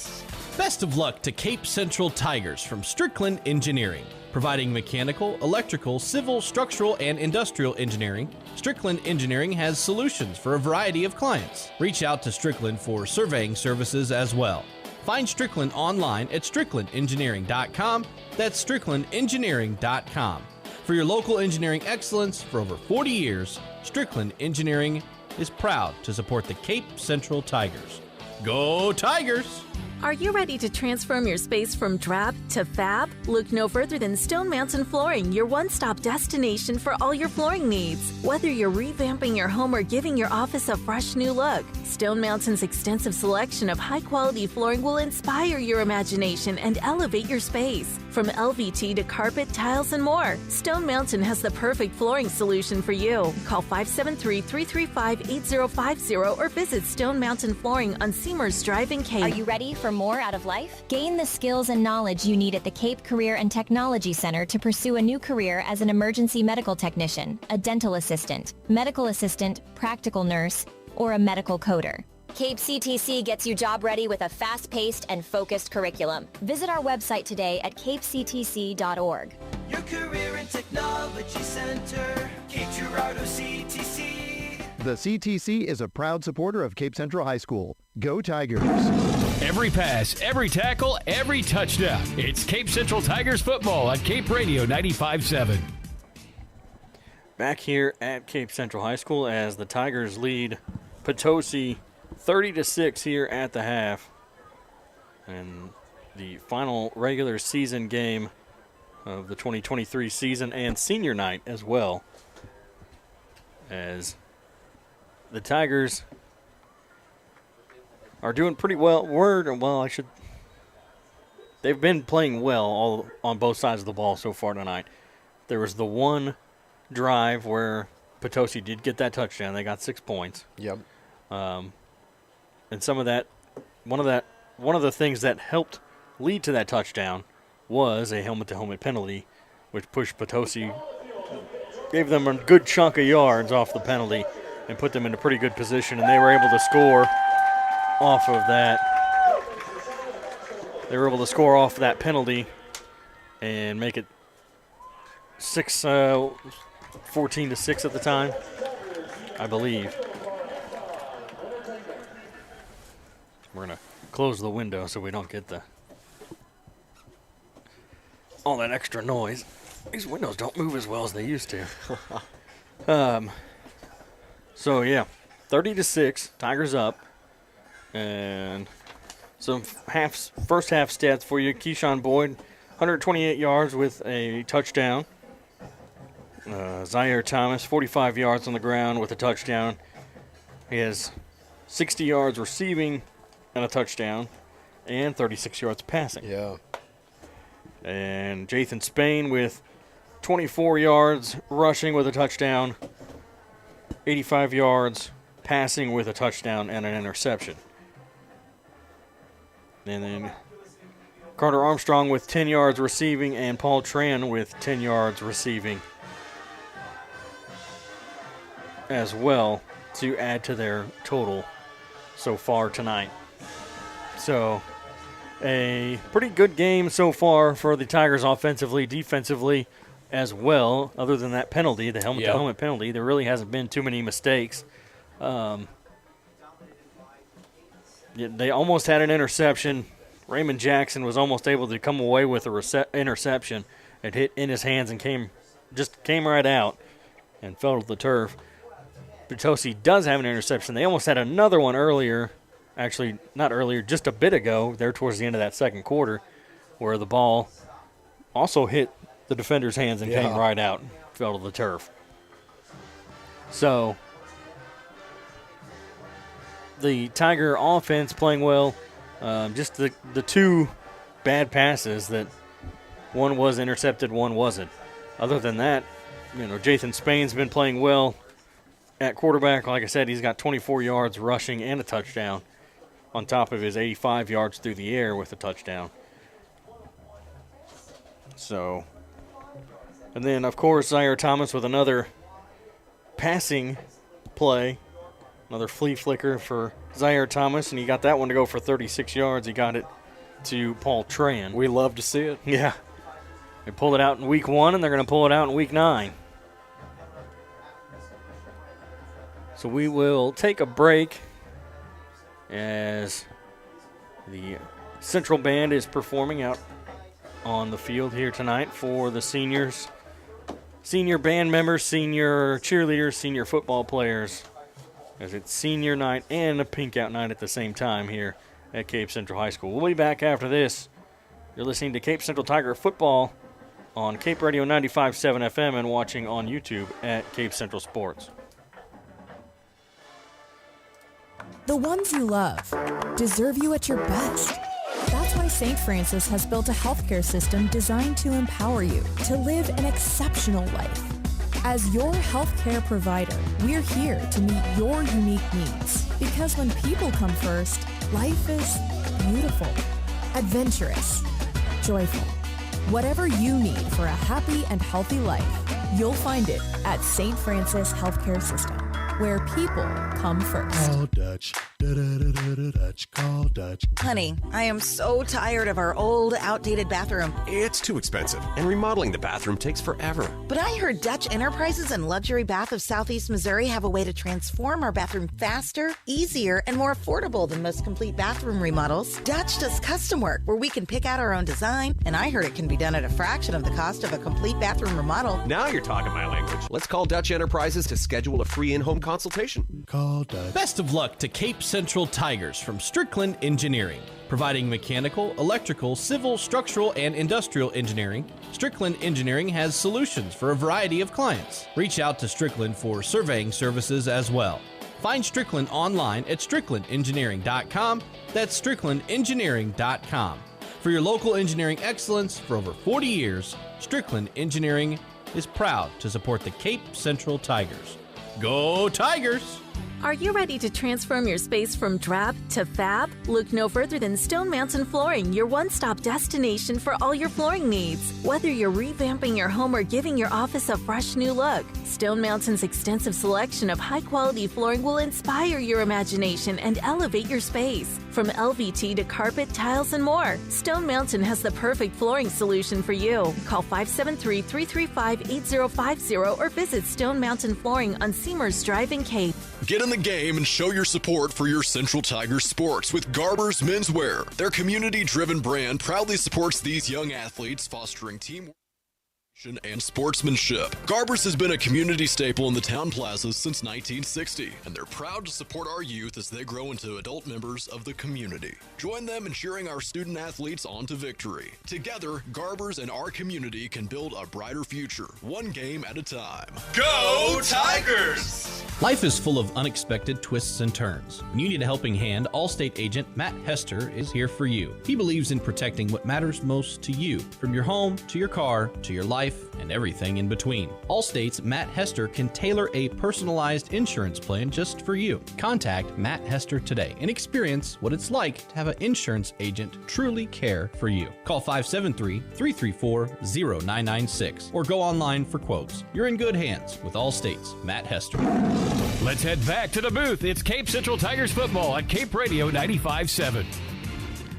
Back here at Cape Central High School here at the half as the Tigers lead 30-6 over Potosi here on senior night. Got a couple scores here, Ryan, if we want to take a look at those. Jackson is up against Festus at the half, 28-7. And then Sykeston, they're currently leading 18-8 over Charleston at halftime. Now, Sykeston is 0-8 right now. They have not won a single game this season, but they are winning right now 18-8 at halftime. So if they can hang on and win, that will be their first win of the season. So we'll be keeping you posted on that, though. We'll just have to see how that one goes. Sykeston versus Charleston.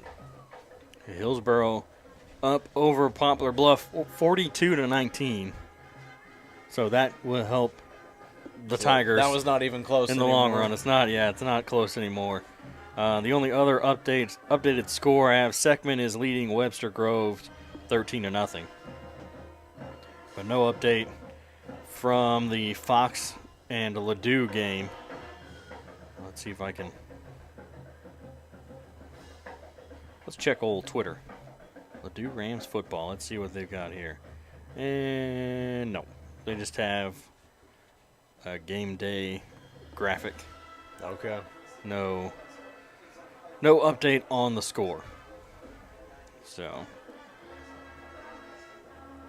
I'll try to figure something out, try to find it out for you if I can somewhere here as we continue to talk about the Tigers here at halftime.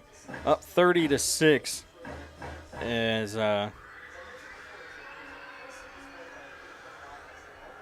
sorry, the band started. Oh no, I guess that's the jungle maybe. That's just yelling like that. Anyway, there's about 9 minutes left here before we get this second half going as the band's still out on the field here at the half. Let's talk about that, Chandler. You've got that pulled up on your phone. I do. So, yeah, last week, Ryan, we were talking about how, I made you guess how many undefeated college football teams do you still think there are? That's right. And I don't remember exactly what you guessed, but I think it was a little bit lower. Yeah, it was lower. Yeah. So the number last week was 22. I think you might have said like 17 or something. I think I said 17, yeah. So fast forward to this week, how many do we think there would be this week? There was 22 last week. I think it's like 9 this time. It's 11. Dang it. So you guessed a little bit low again. But yeah, 11 was actually the number of undefeated teams who lost last Saturday. And now here we are with just 11. Well, how about we go ahead and name them, though? You got Ohio State, Liberty, Oklahoma, Washington, Michigan, Air Force, Penn State, Georgia, James Madison, Florida State, and North Carolina. Yeah, and let's see. 1, 2, 4 of those are a surprise, honestly. Yeah. James Madison, Liberty, Air Force, North Carolina. Honestly, I could say Florida State, too. Nobody really expected Florida State to be undefeated at this point. That's true. Even Washington is kind of a surprise, but like Penn State, Oklahoma, Ohio State, Georgia. We kind of figured Michigan, those yeah, those there. would. That's nothing new for them, especially Georgia. I saw a picture online, and it was when you have more national championships than you do losses in the last 2 seasons or 3 seasons or something like that. Because, yeah, last year they went completely undefeated, right? Yeah. And the year before, I think they did too. They may have only lost 1 game 3 years ago. Yeah. And that was a playoff game, I guess, right? I think so. So, yeah, they've won 2 national championships, and they've lost 1 game in 3 years. Crazy. And tomorrow is also the rematch of the Tennessee-Alabama game. Yeah, that's right. So will Tennessee, if they win, that will be 2 years in a row? That's right. This time it'll be a little bit sweeter because it'll be in Alabama. So I think it could definitely happen. I think there's a good shot of it, really. Alabama hasn't looked quite as good as the Alabama team we've seen. Still good, but maybe not quite as good as they have in the past few years as what we're used to them looking like. They're winning, but they're not blowing anybody out anymore. So they have 1 loss to Texas. Texas went on to lose to Oklahoma, Yep. who is undefeated. Oklahoma probably could win out at this point. If At you this look point, at their yeah. schedule, they probably will unless there's some type of upset.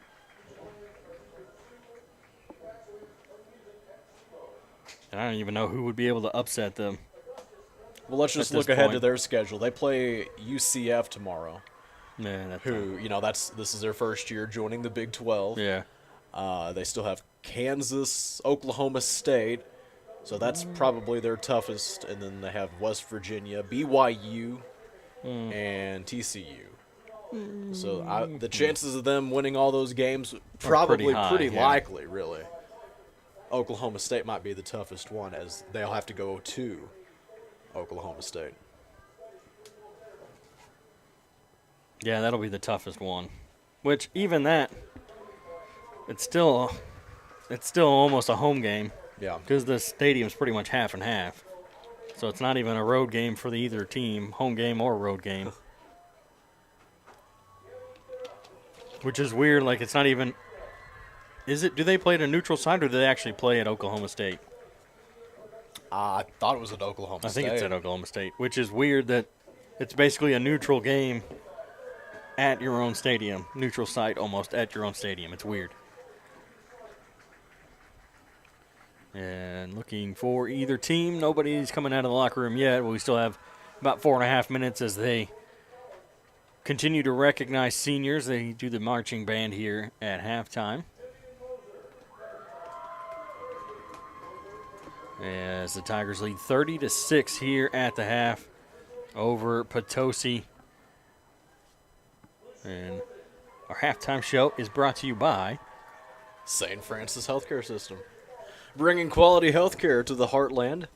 You can visit them online, sfmc.net. The St. Francis Healthcare System, proud supporters of Cape Central Tiger football, right here on Cape Radio 95.7 and watching on YouTube, Cape Central Sports. You can listen to us call the game as you watch it on YouTube, so make sure you check that out. If you're listening to us on the radio right now, pull us up on YouTube. We'd love to have you over there. That's right. I'm pretty sure Justin's over there watching us on YouTube. Yeah. Heard from Justin him. Day, he filled in 4 weeks ago, 3 weeks ago. I guess that might have been about 4 weeks ago. a month I ago. was out sick. Justin filled in for me. I remember it was at least a home game. It was Farmington. It was the Farmington game. That's when he filled in for me. So 3 weeks ago. Yeah, 3 weeks ago. Gee, seems longer than that. Kind of does, doesn't it? Yeah.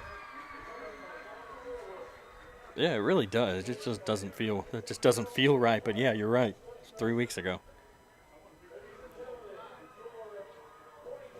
Yeah, because 4 weeks ago was the Jackson game.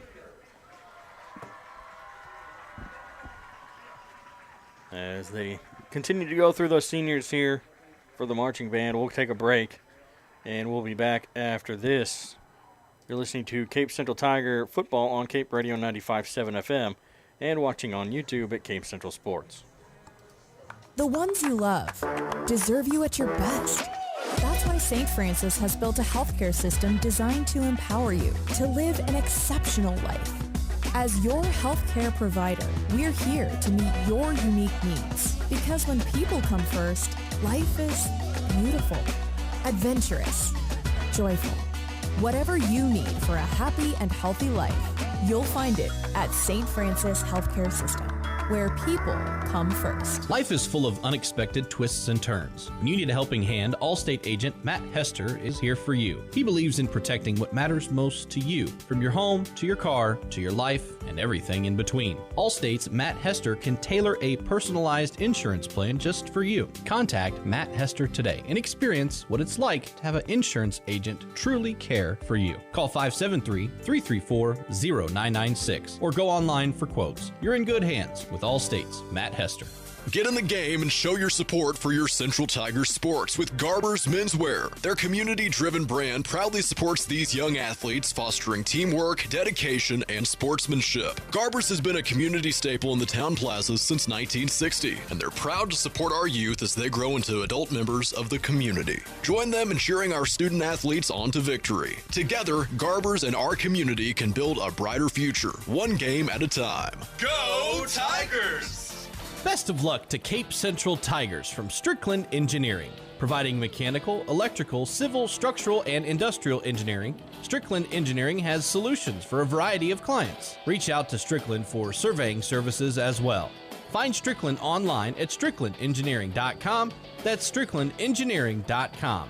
For your local engineering excellence for over 40 years, Strickland Engineering is proud to support the Cape Central Tigers. Go Tigers! Are you ready to transform your space from drab to fab? Look no further than Stone Mountain Flooring, your one-stop destination for all your flooring needs. Whether you're revamping your home or giving your office a fresh new look, Stone Mountain's extensive selection of high-quality flooring will inspire your imagination and elevate your space. From LVT to carpet, tiles, and more, Stone Mountain has the perfect flooring solution for you. Call 573-335-8050 or visit Stone Mountain Flooring on Seamers Drive in Cape. Are you ready for more out of life? Gain the skills and knowledge you need at the Cape Career and Technology Center to pursue a new career as an emergency medical technician, a dental assistant, medical assistant, practical nurse, or a medical coder. Cape CTC gets you job ready with a fast-paced and focused curriculum. Visit our website today at capectc.org. Your Career and Technology Center, Cape Girardeau CTC. The CTC is a proud supporter of Cape Central High School. Go Tigers! Every pass, every tackle, every touchdown. It's Cape Central Tigers football on Cape Radio 95.7.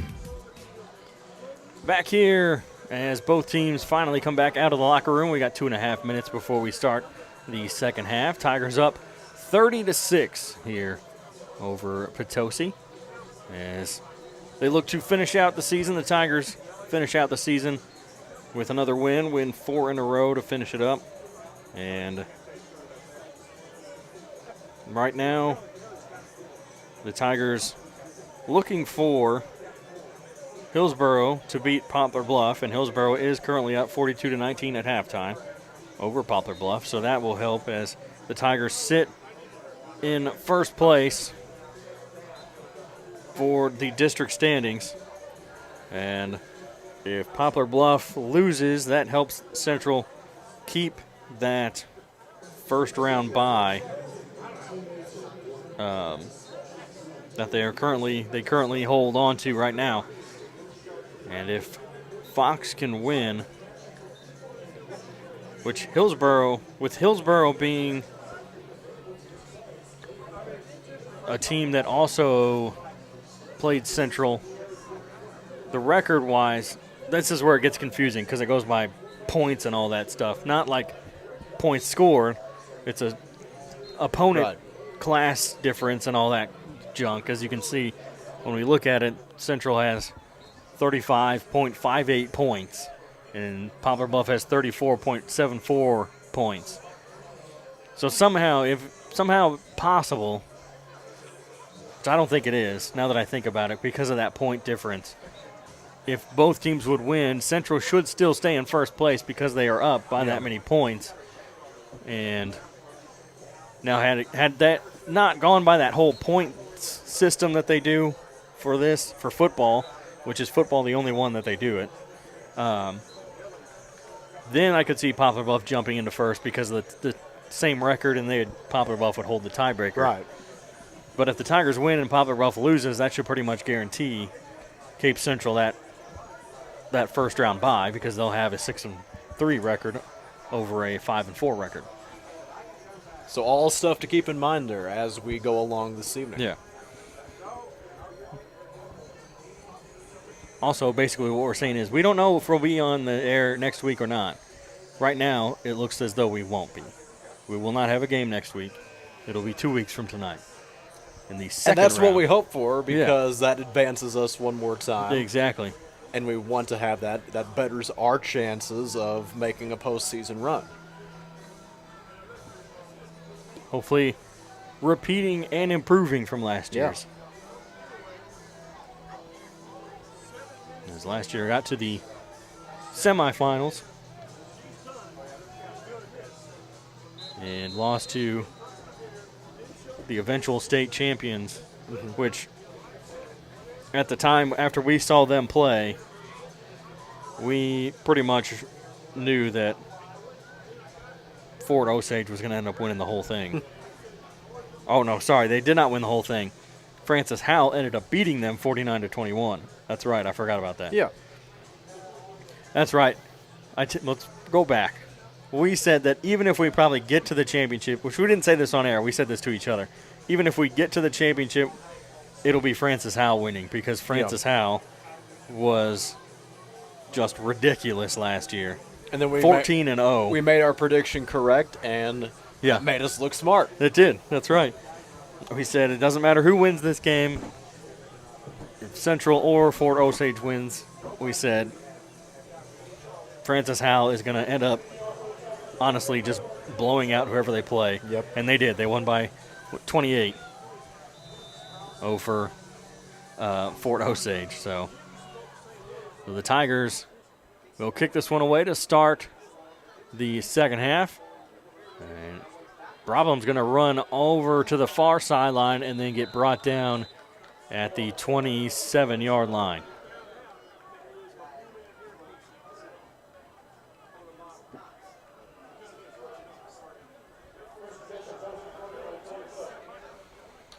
So 30-6 as Potosi takes over on their own 27.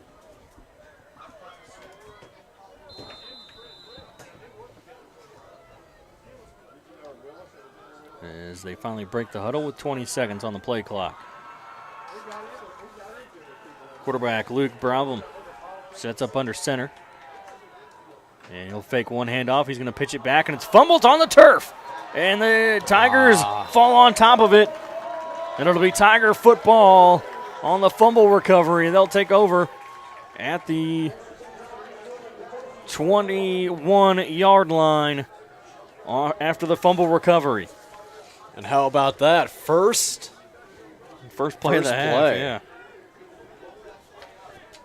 And he couldn't hold on to it. They handed it off to him, and he fumbled the ball. Tigers were able to pick it up. He was basically outrunning the handoff, honestly. Is really what caused that fumble. He was running too fast. They took too long for the play to materialize. Handing off to Boyd, running it up the middle, breaking tackles, and getting brought down inside the 5-yard line at the 3 is Keyshawn Boyd, and it's a gain of 18. What another run there by Keyshawn Boyd. Yeah. As he just plows through that defense, breaking tackles.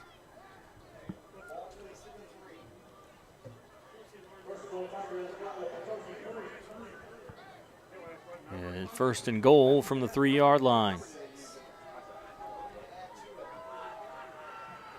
Two receivers to the left side.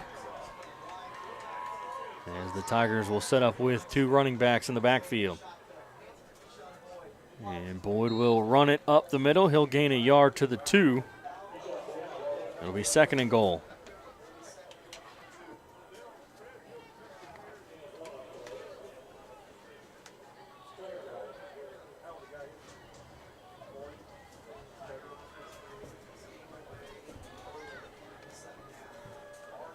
So up by 24, get another touchdown here. Hopefully get that extra point, get up by 31. As they'll hand it off to Boyd, he's going to run up the middle, dives over to the goal line into the end zone. And a touchdown for the Tigers once again. Makes it 36-6 here in the third on a 2-yard touchdown run. So we're now 5 points away from a continuous clock. About to make it 4. That's right.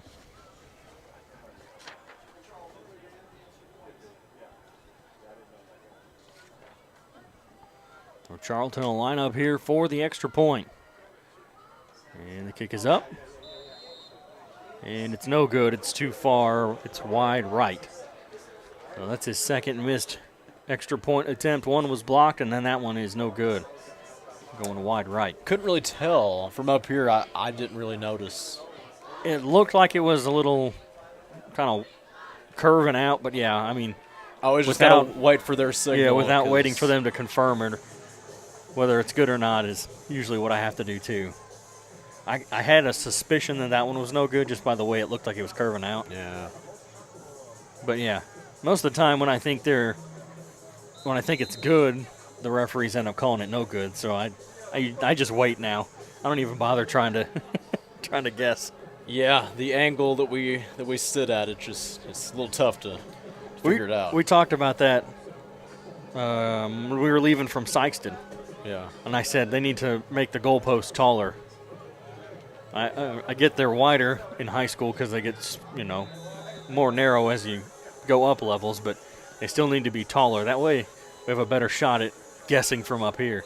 As Charlton will kick this one into the end zone for a touchback. So Potosi will start on their own 20-yard line. We've got a 30-point game.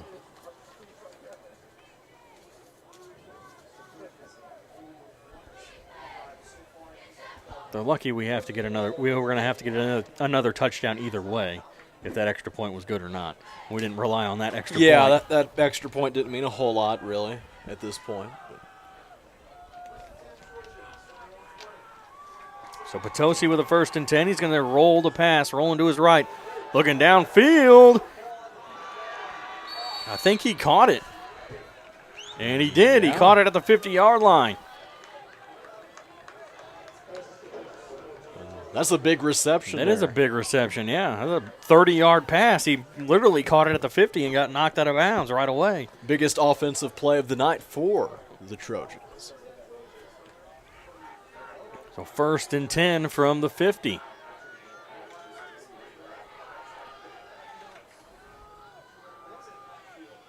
Problem will fake the handoff again, and this time he'll run it right behind. He'll follow that running back through the defense and get brought down at the 45 in Tiger territory. 2nd and 5.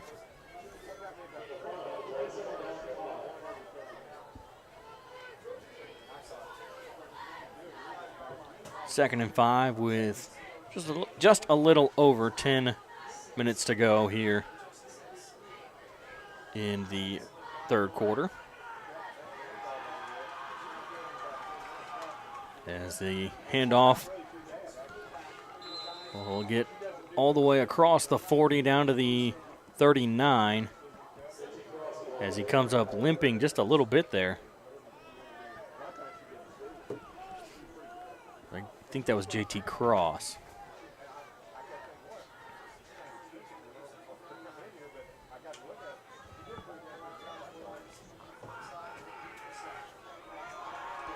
Two tailbacks in the backfield, a receiver on each side for Potosi. And they're going to hand it off as he'll get a couple yards after he hits the line, falls forward, gets down to the 37, so he gains 2, 2nd and 8.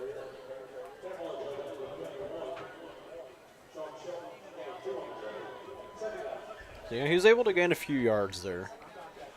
But the Cape Central defense has been playing very well again this evening, shutting down a lot of the big runs, a lot of the big pass plays. We've seen a few, but overall the defense has been able to step up when they need to and make those stops. And that's an ugly-looking play. I don't know what the heck happened there. We're going to have to talk about this one. I don't know if that was a false start. I think that's what they're going to end up calling it. Yep, false start on the offense. The Tiger defense was ready for that one as the snap was handed off to the quarterback, and then like 4 of their guys on the line moved and the others didn't. So, yeah, that was just an ugly play altogether, and it ends up making it 2nd and 13.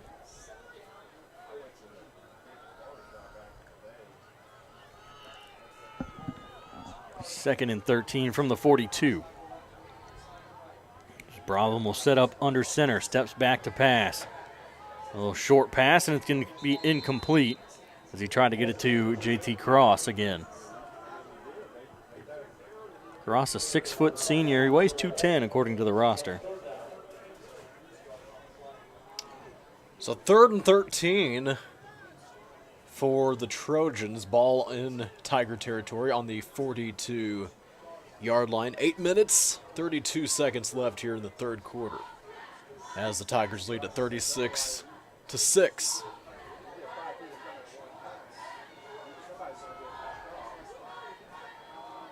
Brabham sets up under center again with 2 receivers on the right side. He's going to roll the pass. Quick throw, and it's too far out in front of his receiver, and it's incomplete. And that'll bring up 4th down. So 4th and 13, Chandler, what are you going to do here if you're Potosi? I think you have to go for it. You know, you don't want to give up yet, right? Well, looks like they're actually going to punt as they switch the players, sub-players in and out. A little surprised by that, really, but I guess when you're down 30, there's just no coming back at this point. Is that kind of what they're saying? Yeah, I guess that's kind of what it looks like, yeah.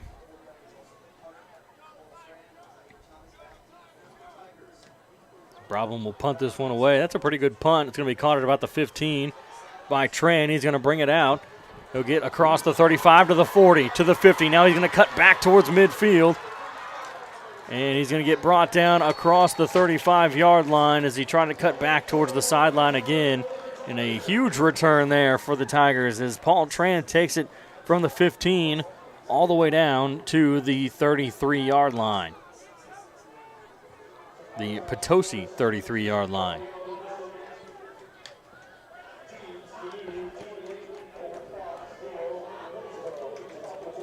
52-yard return, and we're going back. We have a penalty on the Tigers, I guess.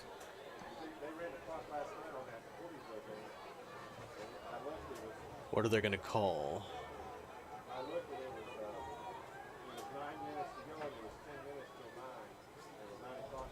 Personal foul. Another helmet to helmet on the Tigers, but it'll be Tiger football, they say.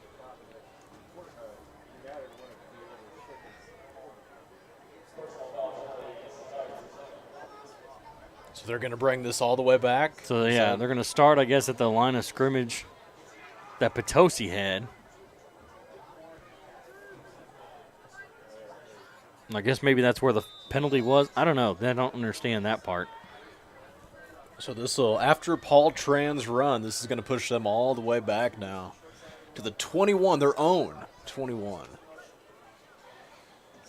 So Spain will hand it off. Thomas is going to run it around the outside. He's got speed and he's got plenty of room. He gets across the 50, 30, 20, 15, 10, 5. Touchdown, Zaire Thomas, as he takes it all the way from the 21-yard line down to the end zone. What a run by Zaire Thomas. And that will get the clock running after the kickoff, as the Tigers are now up by 36, looking to go up by 37 here with the extra point.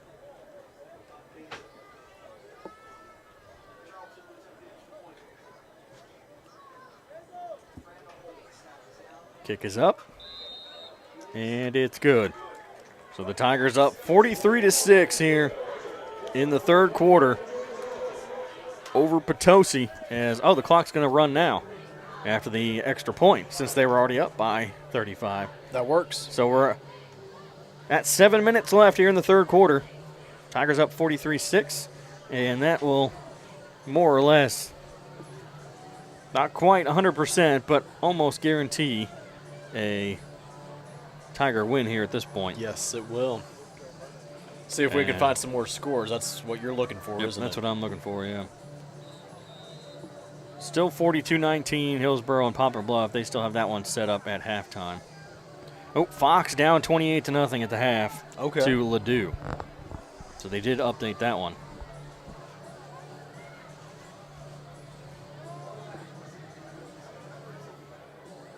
Seckman up 20-0 over Webster Groves.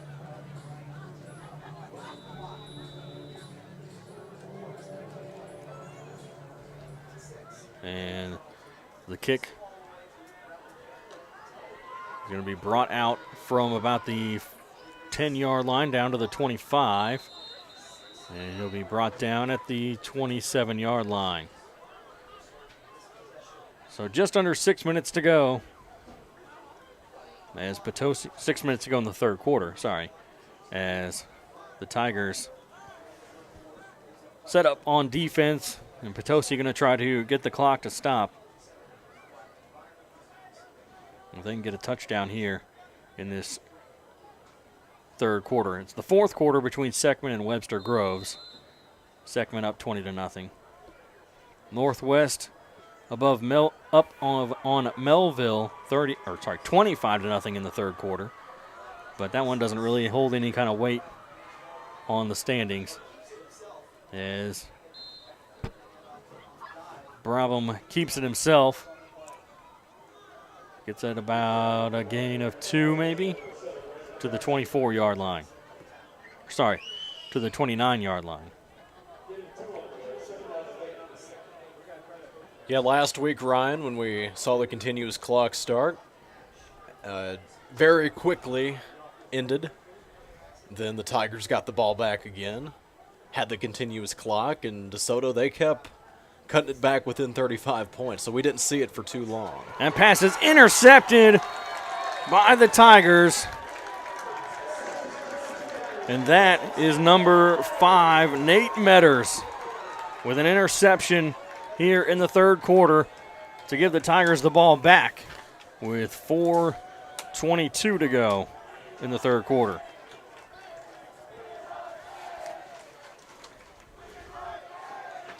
So that's the first Tiger interception here tonight. We've got one on each side now. As Spain back out on the field for the Tigers. Spain will get the snap. He's going to hand it off to, I believe that's Arnold. Tayshawn Arnold will get it across the 25 down to the 24. So a gain of 5. So working into some different players then, now that we've got Arnold out there. I guess we probably won't see Boyd anymore this evening. Probably won't see Thomas. So a few substitutions have been made.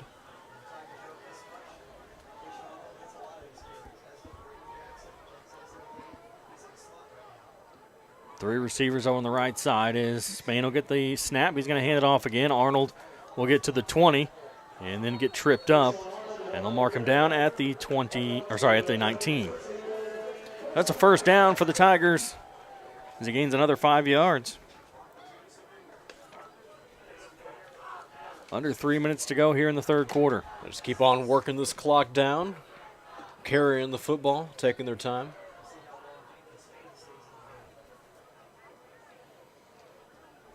My guess is, Chandler, that this will probably be the last offensive drive, I would think, for Jathan Spain. Probably. If they score, he may not play the fourth quarter if they don't score before then. But Arnold's going to break through, and he'll get brought down at about the 11. So a nice 8-yard gain this time for Arnold. Yeah, if they bench Jathan Spain, they'll most likely put Chapman Ogles out there. We saw that last week. Little score update for you. Sykeston currently leads Charleston 18-14. So wasn't it 18-0 at half? It was 18-8. 18-8. Okay. So Charleston has scored again.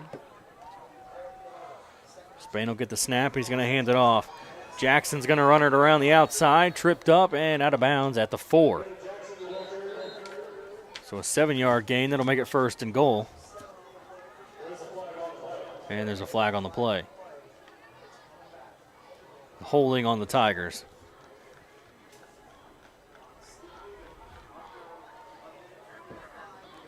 So the clock actually stopped at 1:45.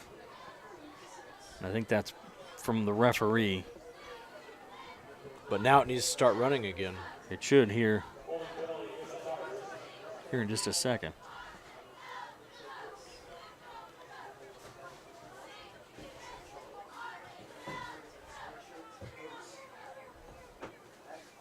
I guess as soon as they get the ball set up is when they'll.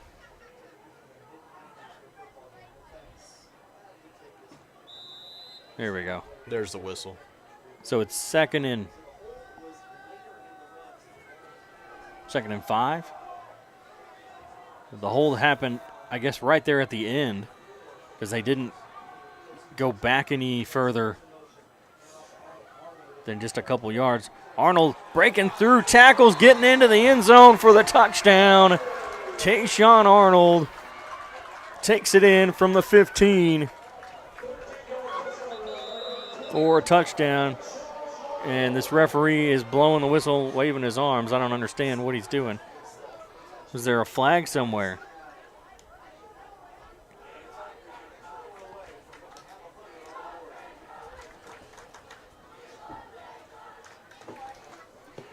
No, I guess they're just stopping the clock. Why do they stop the clock anyway for a touchdown? So the Tigers do get a touchdown. The kick is up. And it's good. So 50-6, the Tigers lead with 1:12 to go here in the third quarter. As Tayshawn Arnold takes it 15 yards into the end zone to make it 50-6. So clock is not running I don't now. Understand that one. That is stop. I guess is it third quarter it stops after touchdowns and fourth quarter it doesn't. I don't remember that ever being the case for anything. That'd be kind of a weird way to do it, wouldn't it? That would, yeah.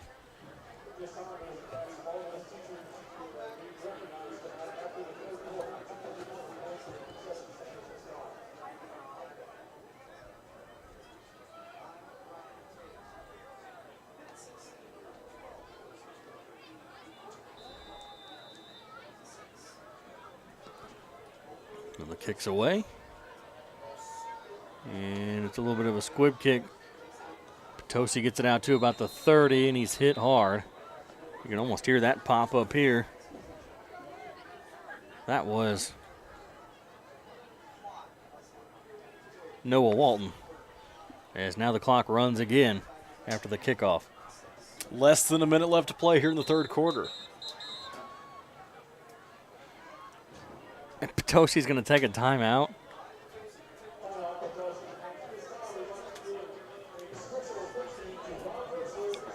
Yep, they take a timeout with 47 seconds to go here in the third quarter. So as they take that timeout, we tell you about Stone Mountain Flooring. Proud supporters of the Cape Central Tigers, you can visit them on Seamers Drive in Cape for a premier selection of tile, carpet, hardwood, and LVT. Go Tigers. Score is 50-6 here at Cape Central as Tigers lead the Potosi Trojans. Last regular season game of the year. It is a home game, senior night. And we're hoping that we'll get a bye week next week. That's the goal anyway. Last year we had a great postseason run. Two of us had the privilege of calling those games together. And we hope for more of the same again this year.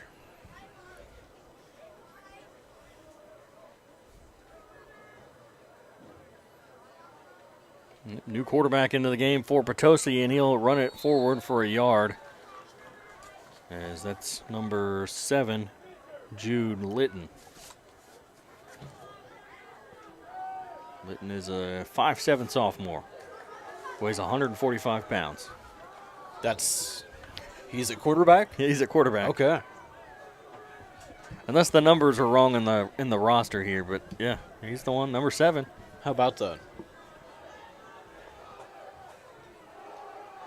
Guess they'll run one more play here before the end of the third.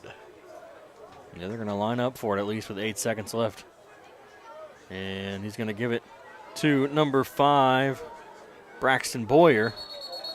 And Boyer will be pushed out of bounds. And that'll do it for the third quarter. So we go to the fourth quarter with the Tigers leading 50-6 here over Potosi. And we'll be back after this.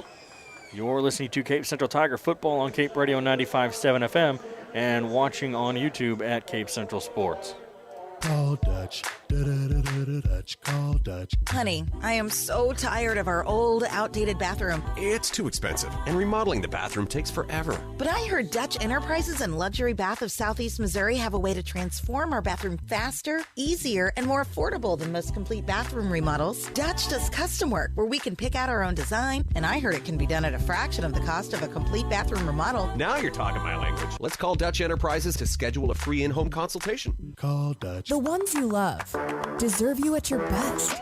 That's why St. Francis has built a healthcare system designed to empower you to live an exceptional life. As your healthcare provider, we're here to meet your unique needs. Because when people come first, life is beautiful, adventurous, joyful. Whatever you need for a happy and healthy life, you'll find it at St. Francis Healthcare System, where people come first. Back to the action. It's Cape Central Tigers football at Cape Radio 95.7. Back here at Cape Central as the Tigers lead 50-6. I'm Ryan Winkler alongside Chandler Jansen as final game of the regular season, fourth quarter, 50-6 Tigers lead. As soon as the snap is made, the clock won't stop running, and that will be a loss there for Potosi as they get back behind the 30-yard line to the 29. So it'll be 4th and 11.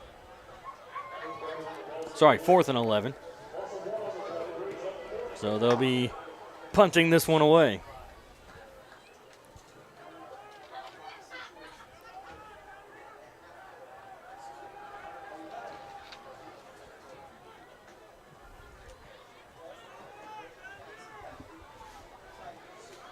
As they set up to punt this one away, it looks like Jude Litton will be the punter as well now that he's taken over as quarterback.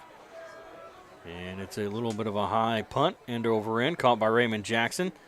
And, he gets hit hard, but he stays on his feet. And he's finally brought down. No, he's not. Now they're going to finally mark him down. Now he hits the turf. I finally saw him hit the turf. That took a while. He did not hit the ground at all till the play was whistled dead.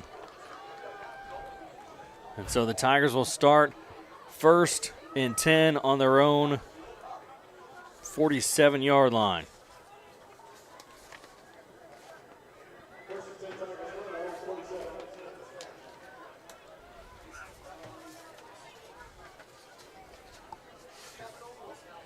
Chapman Ogles into the game for the Tigers, and there we go, Chandler. We said that was probably Spain's last offensive drive, and it we was. Were right. Yes. Good job there, Ryan. You were the one who made that prediction. Ogles will put a man in motion. He'll get the snap. Jet sweep. They're going to hand it off as he puts out a stiff arm, knocks one defender down, and then he'll finally be brought out of bounds on the other side of the 50-yard line at the 49. And that was Manny Kinder. So Kinder will gain 4 yards and make it 2nd and 6. 9:40 left here in the fourth quarter.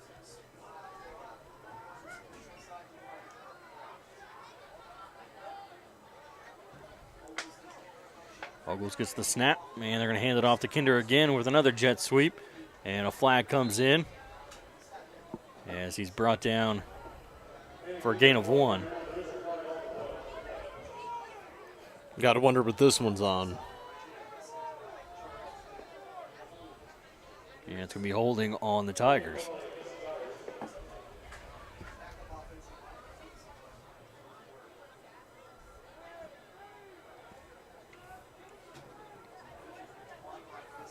So that'll make it 2nd and 15.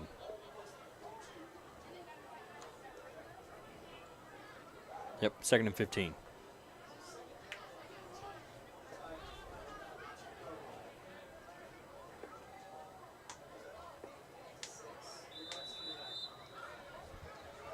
Tigers lead 50-6. As Kinder's in motion again. Ogles will get the snap. He's going to hand it off to Arnold. Arnold's going to run it up the middle, breaking tackles, getting across the 30 to the 20 to the 10. 5. Touchdown, Tigers. As the Tigers add to the score once again, making it 56-6 now, a 50-point lead for Cape Central. And a 58-yard run for Tayshawn Arnold to make it 56-6 as they line up for the extra point. That is his second back-to-back touchdowns from Tayshawn Arnold. They need a kicker.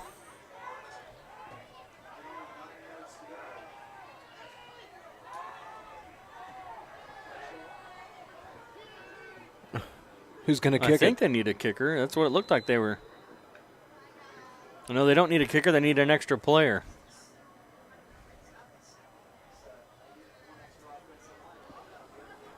So that's Hayden Bowers there. It looked like somebody was, that's Hayden Bowers kicking here. And Bowers' kick is up, and it's good, making it 57-6 here in the fourth quarter. So a 51-point lead here for the Tigers with 8:54 to go here in the fourth. One kid, he was motioning a kick like he was calling for the kicker. But, I didn't see Bowers out there, and it looked like they were looking for a kicker, but I don't know, I guess maybe he was saying, hey, we're kicking the ball. We need a guy. Hey, this is the biggest lead that the Tigers have had this season. Oh, yeah. They're up 51 points right now. And it's a good way to finish off the season number one at home and on senior night is to have this big of a lead and this big of a win. Couldn't ask for a better way to end it this season. Exactly. And honestly, couldn't really ask for much better weather either. It's a very nice night for football. It is. It feels good up here. Something in the air here this evening. Could it be Fernando? We were talking about that. We had to throw that in there somehow. That was a good way to do it too, Chandler. That was perfect.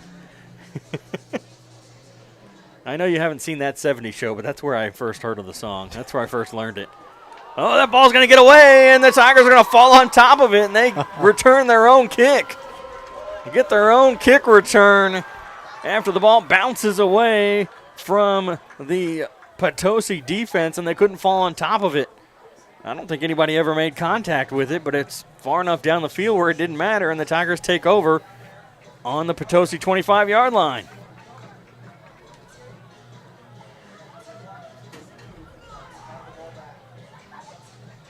And this game has become very, very one-sided here. This will be the 15-yard line, sorry. Yeah, it really has. This second half has really fallen apart on Potosi. We thought that, the Trojans are kind of hanging in there for a while. And they were. And then ever since, the Tigers have really run away with this one. 8 minutes to go here in the fourth. Man in motion. Ogles will hand it off, and it's going to be a big loss for the Tigers.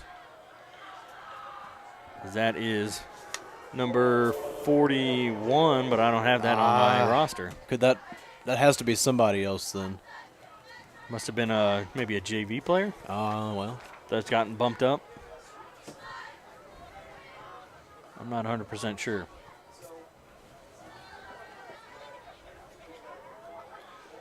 So 2nd and 16 for the Tigers. Big 51-point lead, 57-6.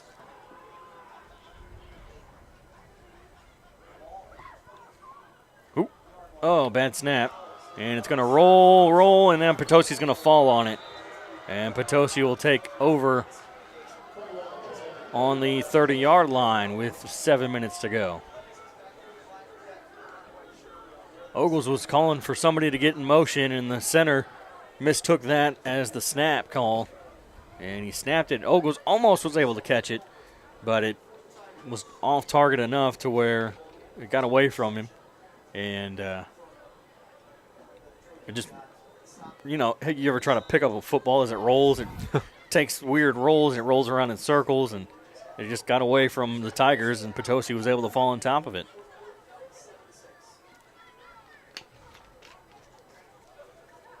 So the quarterback, Litton, will keep it himself, and he'll gain about 4 yards there to the 34.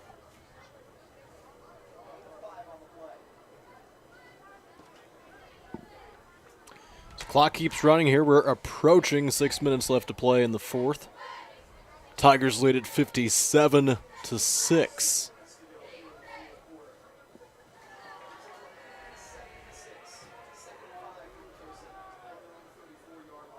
.553 as the snap. He's going to keep it himself again, running it up the middle, and he'll get across for the first down.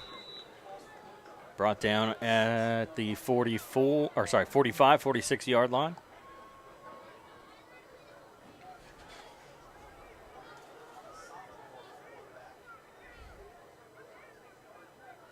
Got a few more substitutions there for the Tigers. Brajon Clemens coming off the field. Brad Woods coming on.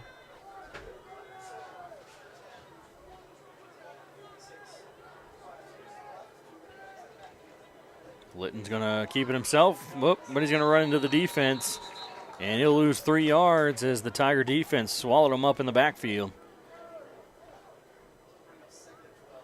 Makes it second and, they're going to say he lost 2, second and 12. Under 5 to go.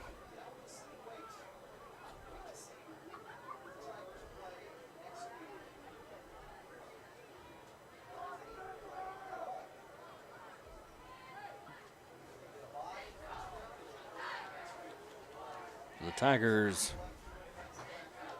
are going to rush again, and this time he's going to run it up the middle, but he'll gain 3 and make it 3rd and 9.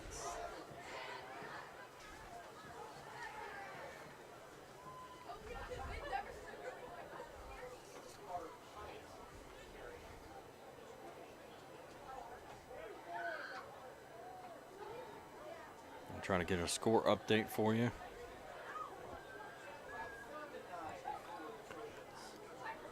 Now 4 minutes left to play in the fourth.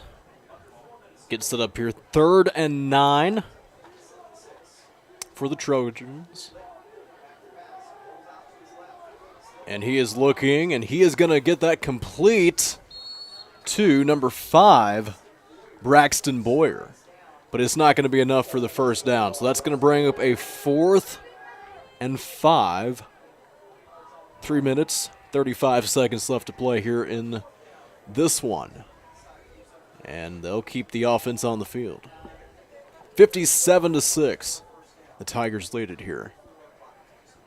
So the only update I have still 49-19. Hillsboro leads Poplar Bluff. And then Ladue 28, Fox nothing. Wow. So going by that, the Tigers should, as a throw is intercepted by Brad Woods, and he loses it, but they're going to call him down before he lost the football. As Brad Woods comes away with the interception to pretty much seal it up now. It's not like they were going to make a comeback anyway, but that pretty much seals the deal. But the Tigers will try to just run out the clock now. I think it's safe to say 2:40 left. Yep, this one is over.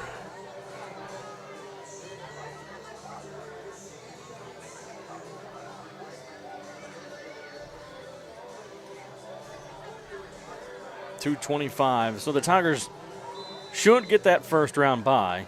I don't see how they would lose that first place finish for the district, as Ogles will hand it off. He's going to run it up the middle. That's Clemens. And he'll get to the 35-yard line, so a gain of 5.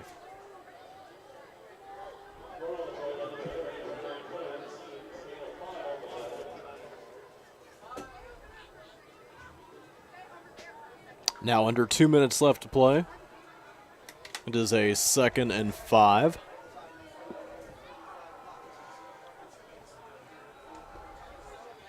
Second and 5, 1:42. Ogles gets the snap. He's going to hand it off to Clemens again. This time he'll run it across the first down marker and get brought down at the 42. So a gain of 7. Brejon Clemens getting the Tigers a first down with 1:20 to go.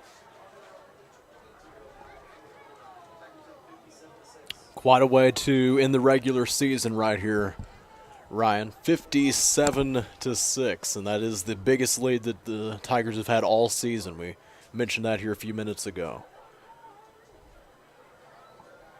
Ogles will get the snap, and he's just going to go ahead and kneel it, as they'll probably have to run. Let's see when they start the play clock.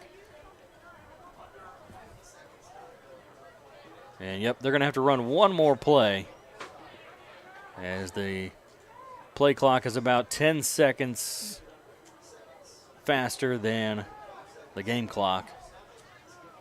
So they'll snap it one more time. Ogles will kneel it, and that will do it, as the game clock is now 10 seconds faster than the play clock. So that'll do it for this one. The Tigers are going to win 57-6 and improve to 6-3 and finishing out with a 6-3 record in first place here in the Class 5 District 1 standings, and they should get that first round bye into the playoffs and start in the semifinals for the district playoffs 2 weeks from tonight.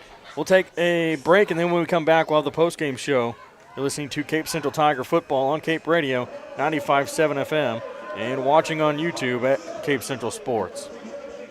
Life is full of unexpected twists and turns. When you need a helping hand, Allstate agent Matt Hester is here for you. He believes in protecting what matters most to you, from your home to your car to your life and everything in between. Allstate's Matt Hester can tailor a personalized insurance plan just for you. Contact Matt Hester today and experience what it's like to have an insurance agent truly care for you. Call 573-334-0996 or go online for quotes. You're in good hands with Allstate's Matt Hester. Are you ready to transform your space from drab to fab? Look no further than Stone Mountain Flooring, your one-stop destination for all your flooring needs. Whether you're revamping your home or giving your office a fresh new look, Stone Mountain's extensive selection of high-quality flooring will inspire your imagination and elevate your space. From LVT to carpet, tiles, and more, Stone Mountain has the perfect flooring solution for you. Call 573-335-8050 or visit Stone Mountain Flooring on Seamers Drive in Cape. Is your life stuck in a rut?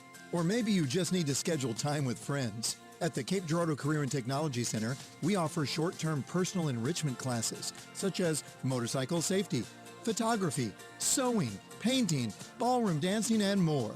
Visit our website at capectc.com for a full listing of classes we offer. Your Career and Technology Center, Cape Girardeau CTC. The CTC is a proud supporter of Cape Central High School. Go Tigers. Call Dutch. Dutch. Call Dutch. Honey, I am so tired of our old, outdated bathroom. It's too expensive, and remodeling the bathroom takes forever. But I heard Dutch Enterprises and Luxury Bath of Southeast Missouri have a way to transform our bathroom faster, easier, and more affordable than most complete bathroom remodels. Dutch does custom work where we can pick out our own design, and I heard it can be done at a fraction of the cost of a complete bathroom remodel. Now you're talking my language. Let's call Dutch Enterprises to schedule a free in-home consultation. Call Dutch. Get in the game and show your support for your Central Tigers sports with Garber's Menswear. Their community-driven brand proudly supports these young athletes, fostering teamwork, dedication, and sportsmanship. Garber's has been a community staple in the town plazas since 1960, and they're proud to support our youth as they grow into adult members of the community. Join them in cheering our student athletes on to victory. Together, Garber's and our community can build a brighter future, one game at a time. Go Tigers! Best of luck to Cape Central Tigers from Strickland Engineering. Providing mechanical, electrical, civil, structural, and industrial engineering, Strickland Engineering has solutions for a variety of clients. Reach out to Strickland for surveying services as well. Find Strickland online at stricklandengineering.com. That's stricklandengineering.com. For your local engineering excellence for over 40 years, Strickland Engineering is proud to support the Cape Central Tigers. Go Tigers! Let's head back to the booth. It's Cape Central Tigers football at Cape Radio 95.7. Back here at Cape Central High School, I'm Ryan Winkler alongside Chandler Jansen. And the Tigers come away with a big 51-point win over Potosi, 57-6, to finish out the regular season with a record of 6-3. Some final stats for you. Keyshawn Boyd, we had him with 150 yards and 2 touchdowns on the ground. Zaire Thomas with 124 yards and 2 touchdowns on the ground and 1 receiving.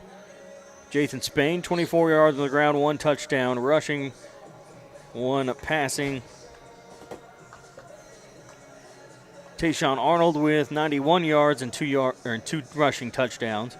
Manny Kinder had 4 yards, and Brajon Clemens had 12 yards. Zaire Thomas, like I said, with a receiving touchdown for 60 yards. Carter Armstrong with 10 yards receiving, and Paul Tran with 45. Jathan Spain, 85 yards through the air, with a touchdown and an interception.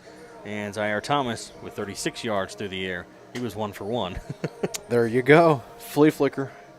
So the Tigers 6-3 finish it out regular season, and like I said, should have that first round bye locked up with Poplar Bluff trailing by 30 points at the time, and with the Tigers being in first place in the district right now, they should not be jumped by Poplar Bluff at all. I wouldn't see how that would be even be possible. Yeah. So whether we play next week or in 2 weeks, unfortunately, due to Misha regulations, we will not be able to live stream the video on YouTube. I was able to live stream audio through YouTube, though, just the audio last year in districts for baseball. So if you rely on watching it on YouTube, unfortunately, you'll be able to watch it, but you can still listen to us on YouTube. Yep. And, of course, on the radio at 95.7 FM and online at caperadio957.com, 957.com.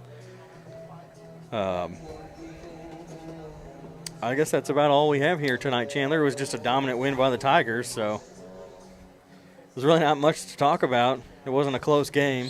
Just a lot of good run plays by the Tigers, big runs by Keyshawn Boyd, Zaire Thomas, Tayshawn Arnold. Tayshawn Arnold, yeah. Thomas had a 79-yard run. Arnold had a 58-yard run. 22 yards for Keyshawn Boyd. There's a big 40-yard run for him. Yeah. That's about it. I mean, a lot of big yard gains by the Tigers on the rushing side of the ball. Yep. Way to end the regular season right here. Big win, 57-6, our final. And this one is the Cape Central Tigers defeat the Potosi Trojans. So, yeah, that's going to go ahead and wrap things up. I'm Chandler Jansen, joined by Ryan Winkler here. And we're going to see you, hopefully, in 2 weeks. But pay attention, because we will make sure we get it out there. If there is a game next week, Friday, we'll make sure there'll be a post on, at least on my Facebook. I know KGMO has been sharing some of the stuff with his broadcasting, KGMO and things like that. So there will be a way to find out whether or not there's a game next week. But fingers crossed, we're hoping that we'll get that first round bye and get an extra week. We'll keep you posted, Other than that, we'll see you for the next one. Thanks for watching. Thanks for listening. And the Tigers win one more time, 57-6 over Potosi. We just got to get that mentality. We got to score every time we're on the field. Let's go! You've been listening to Cape Central Tigers football on Cape Radio 95.7 FM News Talk. This presentation of Cape Central Tigers football has been brought to you by Allstate Hester Agency, Cape Career Technology Center, Dutch Enterprises, Garber's Menswear, St. Francis Medical Systems, Stone Mountain Carpet, Strickland Engineering, and DollarSavingDeals.com. Join us next time for more Cape Central Tigers football on Cape Radio 95.7 FM News Talk.